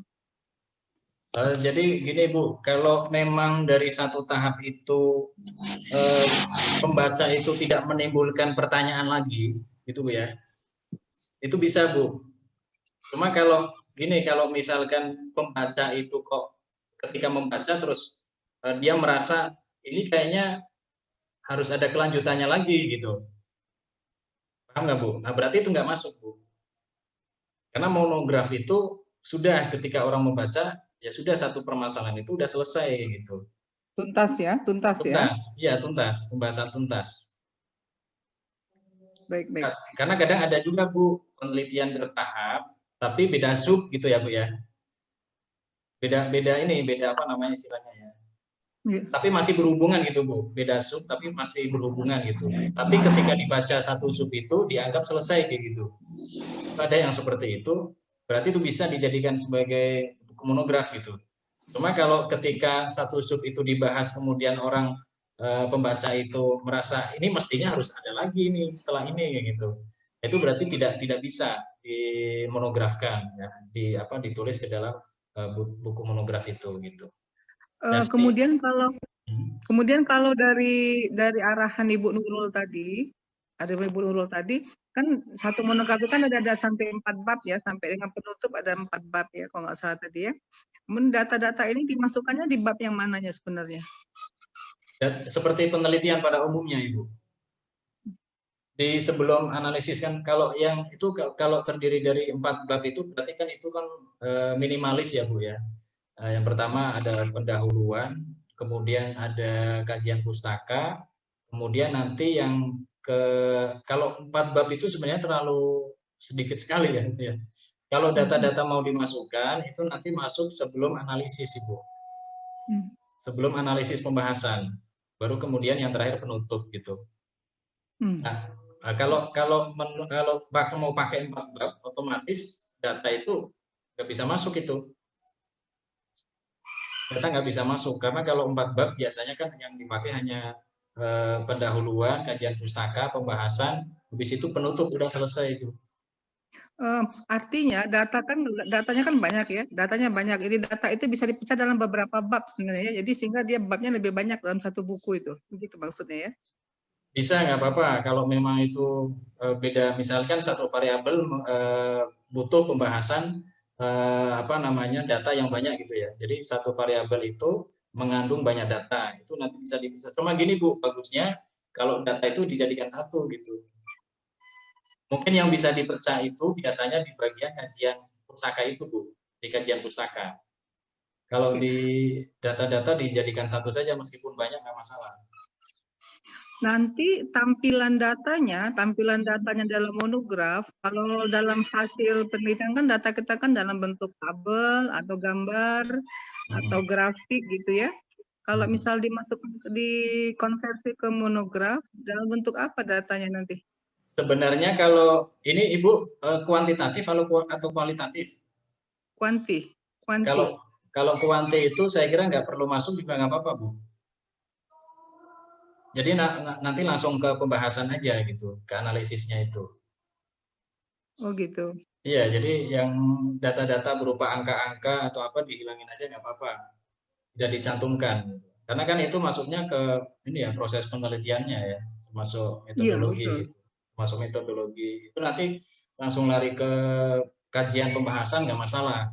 Bahkan kalau di kajian analisisnya itu dibagi beberapa bab, saya kira malah bagus itu. Jadi itu Ibu. Tapi kalau nanti misalnya tetap kita menampilkan beberapa foto hasil riset atau grafik-grafik hasil riset masih bisa diterima kan? Masih bisa. Ya sebenarnya tadi ditampilkan pun nggak masalah, Bu. Nggak masalah. Tapi jangan terlalu banyak ya, jangan terlalu banyak barangkali ya. Ya, karena kan itu hanya untuk apa ya, informasi aja sebenarnya kalau data-data itu kan untuk informasi pembaca saja gitu. Iya, baik. Baik, terima kasih Pak Nasruddin. Sama Ibu Nafis. Agustan ingin bertanya, Pak. Silakan Pak Agustan. Baik, terima kasih atas kesempatan ini. Yang saya tanyakan tentang statuta penulis. Jadi pada tahun berapa itu saya pernah disetujui penelitian multi-year di perbatasan Papua. Halo Pak, kurang jelas Pak, mohon maaf. Beberapa tahun yang lalu, sudah jelas Pak? Ya, tapi kecil Pak. Ya. Beberapa tahun lalu, saya pernah disetujui penelitian selama kurang lebih 3 tahun Pak. Iya. Tetapi waktu itu ide semua dari saya. Waktu itu ide semua dari saya, tetapi karena waktu itu kepangkatan saya belum memenuhi syarat persyaratan di kementerian, sehingga saya menggunakan nama teman saya. Nah, Ya, terus sekarang hasil-hasil itu menarik, saya dudukan, tetapi posisi saya untuk menjadi penulis pertama di dalam draft itu, apakah sudah tidak ada masalah lagi? apakah tidak? Tidak masalah lagi. Oh iya. Karena dulu saya menggunakan teman saya, dia punya jabatan juga persyaratan penelitian itu di atas lektor, seperti itu. Waktu itu saya belum. Nah sekarang hasil penelitian itu untuk saya monografkan, berarti saya kembali menjadi penulis pertama. Apakah tidak ada masalah di situ? Ya. Ya, bagaimana ini Pak? Yang ditanyakan bermasalah apa tidak gitu ya Pak ya? Ya. Jadi gini Pak, Bapak Ibu sekalian ya, yang namanya ide itu sebenarnya sangat mahal sekali ya. Jadi ide itu sangat mahal sekali, makanya ketika Bapak Ibu pernah menerbitkan pernah mempunyai ide yang sangat bagus sekali, dan kemudian ide itu pernah diberikan kepada orang lain, ya, atau dijadikan orang lain itu sebagai penulis utama atau penulis pertama, maka secara otomatis kita bicara ini ya, bicara secara hukum ya, secara hukum sajalah, itu ya sudah menjadi ide orang lain Pak gitu, meskipun itu ide kita gitu. Makanya ya konsekuensi kita memberikan ide kita kepada orang lain, ya ide itu kita harus siap bahwa ide itu diklaim oleh orang lain gitu. Kita sudah tidak bisa mengklaim lagi gitu. Terkecuali ini ya, terkecuali sebelum kita memberikan ide itu kepada orang lain, kita sudah mematenkan dulu dengan hak cipta, misalnya dengan HKI gitu kan. Itu kita masih punya pegangan itu bahwa itu ide kita, dan kita punya tulisan meskipun singkat gitu, itu sudah pernah terdaftar di Kemenkumham, itu nggak masalah. Cuma kalau itu belum pernah kita ngurus itu, kemudian ide kita diambil orang lain, atau meskipun kita masih dalam kategori penulis kesekian, tapi secara hukum itu sudah milik orang tersebut Pak. Tapi dia baru menerbitkan di sebatas jurnal, kalau tidak salah jurnal Pertahanan Nasional kayaknya. Memang dia penulis pertama. Nah sekarang kalau saya mau monografkan, terus saya menjadi penulis pertama, itu oke Pak ya? Atau sudah tidak bisa lagi? Bisa, secara hukum bisa Pak, secara hukum bisa. Yang penting yang bersangkutan itu oke-oke saja, nggak ada masalah gitu. Oke, saya kira jelas ya, Pak. Ya, jadi yang bersangkutan tidak ada masalah. Ya. Cuma nanti dikembalikan lagi ke penilaian orang Pak, gitu ya. Loh ini kan pemikirannya siapa gitu. Dia kan yang namanya pembaca itu kan tidak mau tahu ya, tidak mau tahu bahwa ini ide siapa. Pembaca kan hanya dia tahunya itu ini yang mempublish pertama itu siapa kayak gitu. Oke, jelas Pak. Terima kasih. Ya. Silakan yang lain. Izin bertanya Pak, boleh? Ya, silakan Bu Lucy. Gini Pak, kalau di jurnal itu kan selain artikel research itu kan ada hasil pemikirannya Pak ya, seperti review gitu Pak. Iya. Nah, kalau untuk monograf apa memungkinkan Pak seperti itu? Jadi kita hasil penelitian kita, tentunya dari pembahasan ya Pak ya. Nah, tapi kita review hasil-hasil penelitian orang itu dengan kita menyebutkan sumber-sumbernya secara jelas. Hasil-hasil penelitian orang, tapi kita menyebutkan sumbernya dengan jelas. Gitu. Ya, jadi kalau ya sebenarnya yang bagus itu kan sudah dianalisis ya. Kalau namanya analisis berarti kan sudah pemikiran kita gitu Bu. Nah, kalau di dalam penelitian itu ya bagus kalau kita masih mencantumkan beberapa pendapat tokoh tentang apa yang kita kaji itu kan berarti nanti masuk di kajian teori ya. Kajian teori itu kan sebenarnya isinya kan pendapat-pendapat orang sebelum kita gitu kan, dari para pakar-pakar gitu. Kemudian kalau bentuknya penelitian-penelitian itu berarti nanti masuknya ke penelitian terdahulu. Nah, kalau pemikiran kita ya itu memang harus dicantumkan, yaitu di bab itu, analisis itu, pembahasan itu. Itu sebenarnya inti daripada isinya kan di situ sebenarnya. Oh, baik. Jadi berarti di pembahasan mungkin kita menganalisis sekali apa ya? Pokoknya di situ ada pemikiran kita gitu ya, Pak ya. Iya, memang harus seperti itu kan. Itu novelty-nya kan di situ, Bu. Dan kadang gini ya, kadang kita sudah menganggap bahwa itu pemikiran kita. Ya memang itu pemikiran kita gitu. Tapi tidak sadar karena kita kurang baca, ternyata pemikiran kita itu sudah pernah dipikirkan oleh orang lain dan pernah dipublish. Nah, itu nanti kita dianggap sebagai plagiarisme itu nanti. Makanya satu hal yang tidak bisa dipisahkan dari yang namanya menulis itu membaca banyak literatur ya. Misalkan kita mau mengkaji tentang contohnya misalnya kayak tadi misalnya tentang masalah pemberdayaan ekonomi berbasis kearifan lokal melalui alokasi dana desa, otomatis mau nggak mau kita harus banyak membaca literatur atau referensi buku-buku, jurnal-jurnal yang berhubungan dengan tema ini gitu. Jangan sampai misalkan kita punya analisis tertentu, kita punya pemikiran tertentu, kemudian kita mengklaim bahwa itu pemikiran original kita, tapi ternyata di waktu selanjutnya kita baru menemukan sebuah karya yang sebelumnya sudah diterbitkan sebelum kita, itu sama dengan pemikiran kita. Itu nanti kita yang dianggap sebagai plagiasi gitu.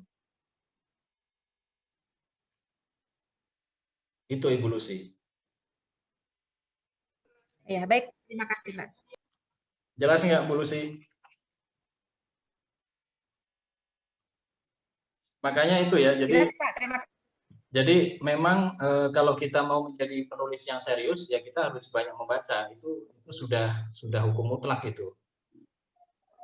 Nggak bisa kita mau menulis dengan tulisan yang berbobot, tapi kita nggak pernah membaca gitu. Nanti tulisannya meskipun itu hasil pemikiran kita nanti akan dianggap bahwa itu pemikiran-pemikiran orang lain itu. Ada lagi pertanyaan? Ini pada ya silakan. Ya, nanti menyambung mungkin pertanyaan dari Novi Islayani. Jadi mungkin Pak kalau untuk yang penelitian kuantitatif Pak, jadi untuk data jika itu banyak mungkin kita ambil yang aja ya garis besarnya aja yang diambilkan gitu ya Pak ya dalam pembahasan Pak ya. Ya, kalau memang naskahnya terlalu tebal bisa nggak apa-apa dikurangi di situ. Tapi kalau terlalu tipis itu kalau dihilangin itu nanti malah tambah tipis lagi, nggak apa-apa, masih tetap dicantumin. Silakan ada lagi. Terima kasih Pak. Izin bertanya Pak. Ya silakan Bu Istiana. Oke. Bapak, untuk menegaskan sekali lagi Pak, apakah monograf itu bisa penulisnya lebih dari satu atau hanya satu orang saja Pak? Umumnya satu saja Bu. Oh, berarti tidak bisa 2 atau 3 orang Pak ya? Ya sebenarnya bisa, cuma pengalaman saya selama ini yang mengajukan monograf itu satu orang gitu. Kan misalnya kita pernah meneliti kan monograf itu dengan tema yang sama Pak nggih. Kebetulan kita pernah meneliti bertim beberapa kali mengangkat tema yang sama dengan pembahasan-pembahasan yang berbeda. Nah, berarti nanti kalau misalnya hanya saya yang mengambil nama di buku monograf itu, apakah ada etiknya harus izin ke tim yang teman kita bertim pada saat penelitian itu Pak? Tapi kalau yang diambil dari penelitian ya harus ditulis semuanya, nggak masalah Bu. Kalau penelitian berarti kan bareng-bareng kan menelitinya kan? Iya Pak. Ya nggak apa-apa dicantumin. Saya khawatirnya kenapa harus satu itu tadi kan nanti ada monograf rasa book chapter itu tadi Bu. Jadi tulisan si A, si B, si C, nulis masing-masing sendiri harus digabungin. Nanti ternyata nggak nyambung gitu kan pembahasannya. Tapi kalau penelitian itu meskipun orangnya banyak kan satu kesatuan itu nggak masalah. Oh iya. Cuma nanti cuma bedanya nanti di pembagian hukumnya itu kan 60-40 ya, yang penulis pertama itu 60, terus kemudian yang selanjutnya 40. Iya, berarti Pak masih bisa Pak ya? Bisa, nggak apa-apa. Iya Pak, terima kasih. Ya Bu, sama-sama Bu. Ada lagi silakan. Ini kita padahal temanya admin layout ya. Pak saya Pak itu Pak. Ya silakan Bu Ingrid. Baik. Nah ini untuk memperjelas saja tentang monograf tadi. Jadi sekiranya saya kan bidang psikologi Pak. Ya. Di buku saya isinya itu bagaimana memotivasi ibu hamil. Berarti saya mengajak teman di prodi kebidanan. Berarti misalnya saya sebagai penulis 1 berarti 60%. Nah, teman yang prodi kebidanan itu dia sesuai porsinya pula untuk memberikan idenya. Begitu ya, Pak ya? Ya, itu tergantung musyawarah kita saja gitu kan. Ya, kadang ada juga yang penulis 1 kemudian karena dia ingin menggandeng misalkan mungkin karena mohon maaf misal pernah berjasa atau mungkin atasannya atau pembimbingnya dijadikan sebagai penulis kedua meskipun nggak ngapa-ngapain itu kan ya, itu tergantung itu saja koordinasi dengan penulis lain saja. Oh, oke. Berarti untuk yang kasus saya Pak berarti kan ada 2 keilmuan di dalam monograf ini. Ada berapa Bu? Ada 2 keilmuan. Halo, mohon maaf kurang jelas. Ya, ada 2 keilmuan Pak. Ada 2 pertemuan. Keilmuan. Oh, keilmuan. Ya, ada 2 keilmuan terus. Tapi kami rangkum di dalam 1 buku sehingga menjadi monograf itu bisa ya Pak ya? Bisa, nggak apa-apa. Yang penting gini Bu, berarti itu nanti 1 kajian subtema itu dikupas dari 2 sudut pandang gitu. Oh iya. Bisa, nggak masalah. Oke, makasih Pak. Ya, oke, sama-sama Ibu. Ada lagi, silakan. Pak, izin nanya sekali lagi. Ya, silakan Bu Stiana. Oke. Pak, untuk yang tesis tadi kan katanya bisa dijadikan sebagai buku. Tapi kebetulan tesis saya kan belum terbit di jurnal. Apakah saya harus menunggu dulu terbit di jurnal baru saya buat buku atau apa?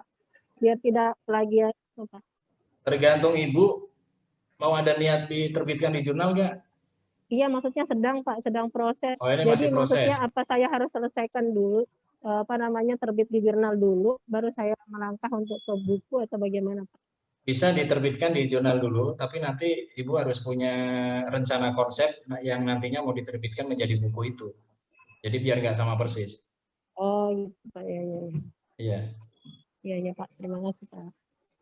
Oke, sama-sama. Pak, satu lagi Pak. Ya, gimana Bu Ingrid? Nah, kalau buku saya berdasarkan silabus mata kuliah itu baiknya monograf atau referensi ya Pak? Itu maksudnya referensi Bu, atau bahan ajar? Oh, maksudnya ke sana ya? Ya, sebentar saya mau ngecas ini dulu ya. Kalau berdasarkan silabus, itu ini Bu, lebih dekatnya ke bahan ajar. Kalau memang yang ditulis itu materi-materinya. Ya. Tapi kalau yang ditulis itu kajian-kajiannya secara mendalam, misalkan di dalam silabus itu ada 14 kali pertemuan dengan 14 pokok bahasan, itu nanti biasanya buku referensi itu tidak membahas semuanya itu. Buku referensi itu biasanya cuma membahas beberapa saja, tapi dikupas secara mendalam. Gitu. Misalkan hanya membahas 4 pertemuan itu dikupas dalam 1 buku referensi. Itu bisa, nggak masalah gitu. Tapi kalau yang dibahas itu semuanya 1 silabus itu dan yang dibahas itu materi-materi yang berkaitan dengan mata kuliah itu, berarti itu masuknya bahan ajar Ibu. Berarti bukunya bahan ajar ya Pak ya? Iya betul Ibu. Baik, terima kasih Pak. Oke, sama-sama. Dan paling gampang Bu, paling gampang itu memang menulis bahan ajar. Karena kita tinggal mengkompilasikan saja. Yang penting di situ kita ngambil dari mana, itu disebutkan referensinya kayak gitu.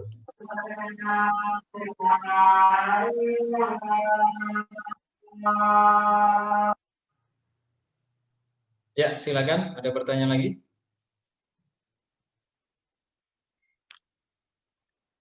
Atau ini ya. Assalamualaikum. Waalaikumsalam. Kita 3 pertanyaan lagi ya. 3 pertanyaan lagi. Iya. Pak, mohon izin bertanya. Ya, Halo, silakan. Pak. Ya, ya Bu Indah, Iya. silakan. Ya, kan mahasiswanya itu menggunakan case study atau studi kasus. Bagaimana, apakah bisa dibuat buku, Pak? Karena kan bukan penelitian. Itu saja pertanyaannya. Terima kasih. Studi kasus itu sebenarnya penelitian juga, bukan penelitian, ada yang studi kasus. Iya Pak, tapi hanya satu pasien begitu, karena kan kami dari bidan, jadi bukan ini riset seperti itu. Apakah bisa dibuat buku? Itu kan terpola-pola nanti askep nifas atau askep kehamilan seperti itu yang apa namanya, setiap tahun kan anak-anak membuat seperti itu. Bagaimana Bapak? Terima Bisa kasih. Bu, bisa, nggak apa-apa, nggak masalah. Bisa nanti kalau mau melibatkan mahasiswa ya tinggal enaknya gini Bu, Bapak Ibu ya, ini yang jadi dosen ya, itu biasanya gini yang tadi saya sampaikan itu ya. Jadi silakan mahasiswa disuruh nulis. Nah, jadi nulis. Nah, nanti dosen itu yang memfasilitasi penerbitannya itu gitu. Biasanya seperti itu. Nah, nanti dosen itu kalau dia misalkan bimbingannya itu mempunyai kontribusi yang besar, dia bisa jadi penulis pertama. Jadi mahasiswa itu hanya sebagai tim lapangan saja gitu ya, tim penulis dan tim lapangan gitu. Jadi tetap ide pikiran itu ada di dosen. Nah itu bisa nggak apa-apa dijadikan penulis pertama. Dan kalau dengan cara seperti itu nanti kita punya banyak karya Bapak Ibu, meskipun kita itu tidak sempat menulis gitu. Atau bisa misalkan kalau memang itu pure karya mahasiswa, kita yang menerbitkan, nah kita nanti masuk di penulis yang kedua kayak gitu. Terima kasih Pak. Ya, oke Ibu Ida. Dua lagi silakan. Maaf Pak, izin lagi bertanya. Ya Ibu Mekar silakan. Berkaitan dengan buku referensi tadi Pak, jika kita ambil menugaskan mahasiswa untuk membuat tulisan,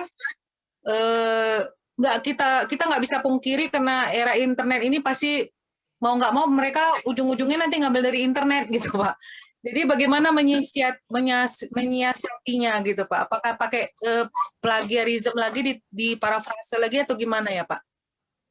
Jadi gini ya, jadi yang namanya plagiasi itu ada beberapa tingkatan ya. Meskipun kalau yang kayak macam Turnitin itu kan plagiasi dari segi urutan kata saja sebenarnya, kalimat ya. Ya, kemiripan. Kemiripan aja sebenarnya. Sebenarnya plagiasi itu ada beberapa tingkatan ya. Jadi tingkatan yang paling dalam itu plagiasi itu sama pemikirannya Ibu. Kita nulisnya beda, tapi idenya itu sama. Itu sebenarnya kalau di dalam dunia guru besar itu sudah dianggap sebagai plagiasi gitu. Nah, dikembalikan lagi kita itu termasuk tingkatan di situ apa enggak gitu. Kalau kita belum di situ ya sudah, yang penting kalimatnya, kata-katanya berbeda gitu. Otomatis kalau seperti itu otomatis cukup parafrase saja udah cukup kayak gitu. Nah, kalau tingkatannya yang nulis mahasiswa itu tidak plagiasi karena parafrase itu sudah hebat, sudah bagus ya. Cuman itu nanti kalau dibawa ke misalnya kayak tingkatan guru besar, wah itu nggak ada novelty-nya itu semuanya. Jadi saran Bapak sebaiknya di parafrase saja gitu ya Pak? Ya, kalau untuk tingkatan mahasiswa, Turnitin pure murni sudah 25% saja udah bagus itu. Dan saya kira kalau hanya untuk tujuan untuk kenaikan pangkat ya itu nggak masalah, nggak apa-apa. Bukan untuk keilmuan ya. Karena gini ya, sebenarnya referensi itu kan buku yang dijadikan untuk referensi kan gitu kan, referensi keilmuan kan. Maka sebenarnya gini, referensi itu satu, kalau misalkan kayak kelas doktor misalkan dia bagus misalnya referensi itu dari hasil penelitian.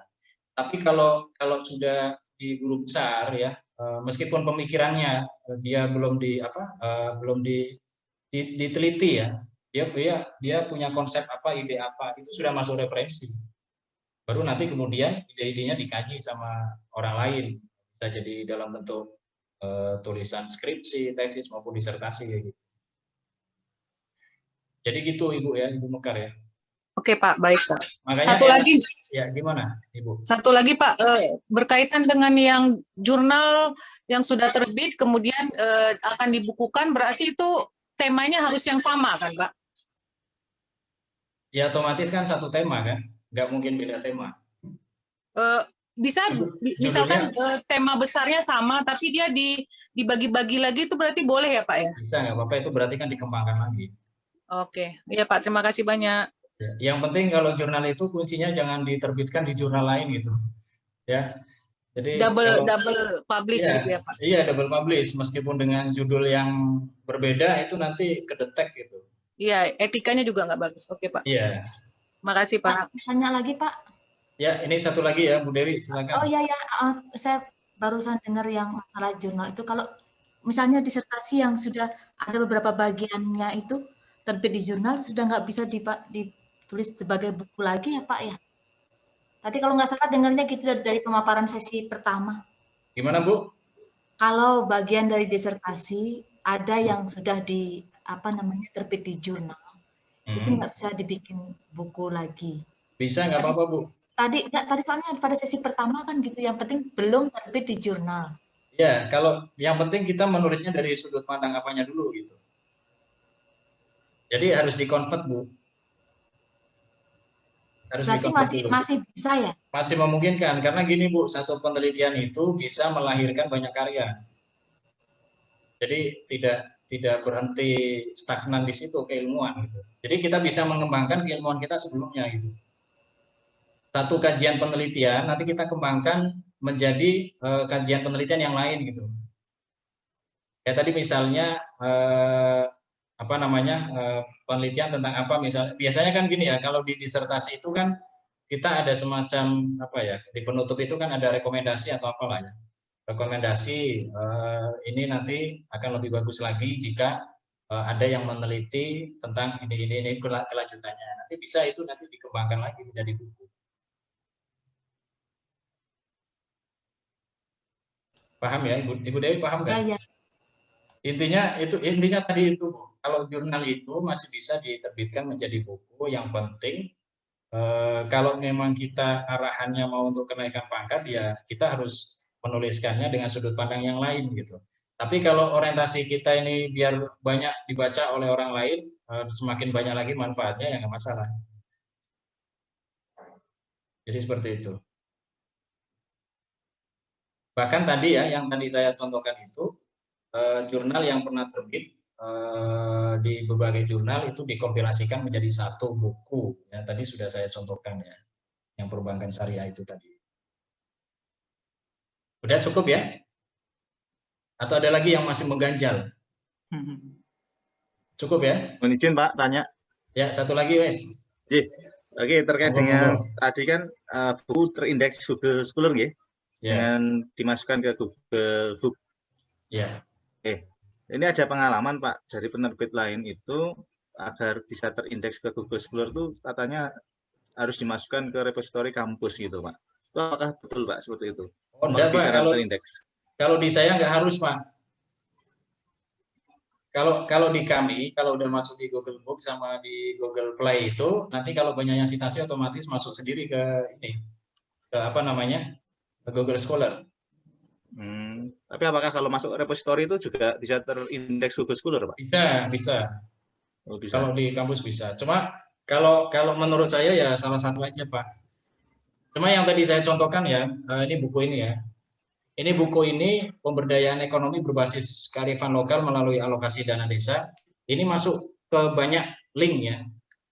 Ya sebenarnya karya kita semakin masuk banyak ke beberapa ke link itu ya semakin bagus, semakin mudah untuk diakses oleh orang gitu. Iya. Jadi nggak masalah kalau memang mau masuk ke kampus sama masuk ke Google Book, Google Scholar. Ya sekarang kan banyak itu ya pos-pos untuk bisa memasukkan karya kita ke Google Scholar. Matur nuwun, Pak. Pak, boleh saya bertanya, Pak? Oh ya, silakan. Iya. Tambah lagi. Ini terakhir Bu ya? Iya, saya dari guru, Pak. Oh iya, silakan ini perwakilan dari guru. Gini Pak, kebetulan artikel saya itu sudah terbit tahun 2024. Nah, apakah boleh untuk saya bukukan jurnal tersebut, Pak? Ibu, artikelnya terbit tahun berapa, Bu? 2004. Oh, 2004, ya. Terus? Nah, sekarang kalau saya bukukan boleh nggak? Itu tadi, Bu, orientasinya untuk apa dulu? Kenaikan pangkat. Nah, kalau untuk kenaikan pangkat, bagusnya ya di data-datanya diperbarui, Bu. Oh, diperbarui, iya. Ya. Oh, di data-datanya diperbarui lagi ya? Iya. Jadi penelitian itu bisa sebenarnya nggak apa-apa dengan judul yang sama, tapi nanti di metodologinya itu nanti ada apa namanya waktu penelitian itu berbeda gitu. Iya benar-benar. Nah, itu nanti kan ada kesimpulannya ya. Jadi data-datanya bisa diperbarui lagi. Nanti kalau semisal ada pembahasan yang berbeda kan di situ nanti kita menemukan kebaruan lagi di situ. Yes, oke. Ya, itu saja ya Bapak Ibu ya. Ya, oke, makasih. Ya, itu saja Bapak Ibu, meskipun mungkin sebentar, mudah-mudahan bisa bermanfaat untuk kita. Dan insya Allah nanti mudah-mudahan agenda ini bisa rutin ya. Nanti rencana kalau nggak Sabtu depan, kita Sabtu 2 minggu lagi lah, insya Allah kita bisa ngobrol-ngobrol lagi. Dan nanti silakan Bapak Ibu yang mau sharing, tidak harus saya ya, Bapak Ibu misalkan punya pengalaman, dan saya yakin Bapak Ibu sebenarnya punya pengalaman yang lebih daripada saya dalam hal tulis-menulis. Silakan nanti kalau Bapak Ibu mau menjadi ya inilah apa namanya narasumber lah seperti itu. Itu saja Bapak Ibu. Kalau mohon maaf, terima kasih. Wassalamualaikum warahmatullahi wabarakatuh. Waalaikumsalam warahmatullahi wabarakatuh.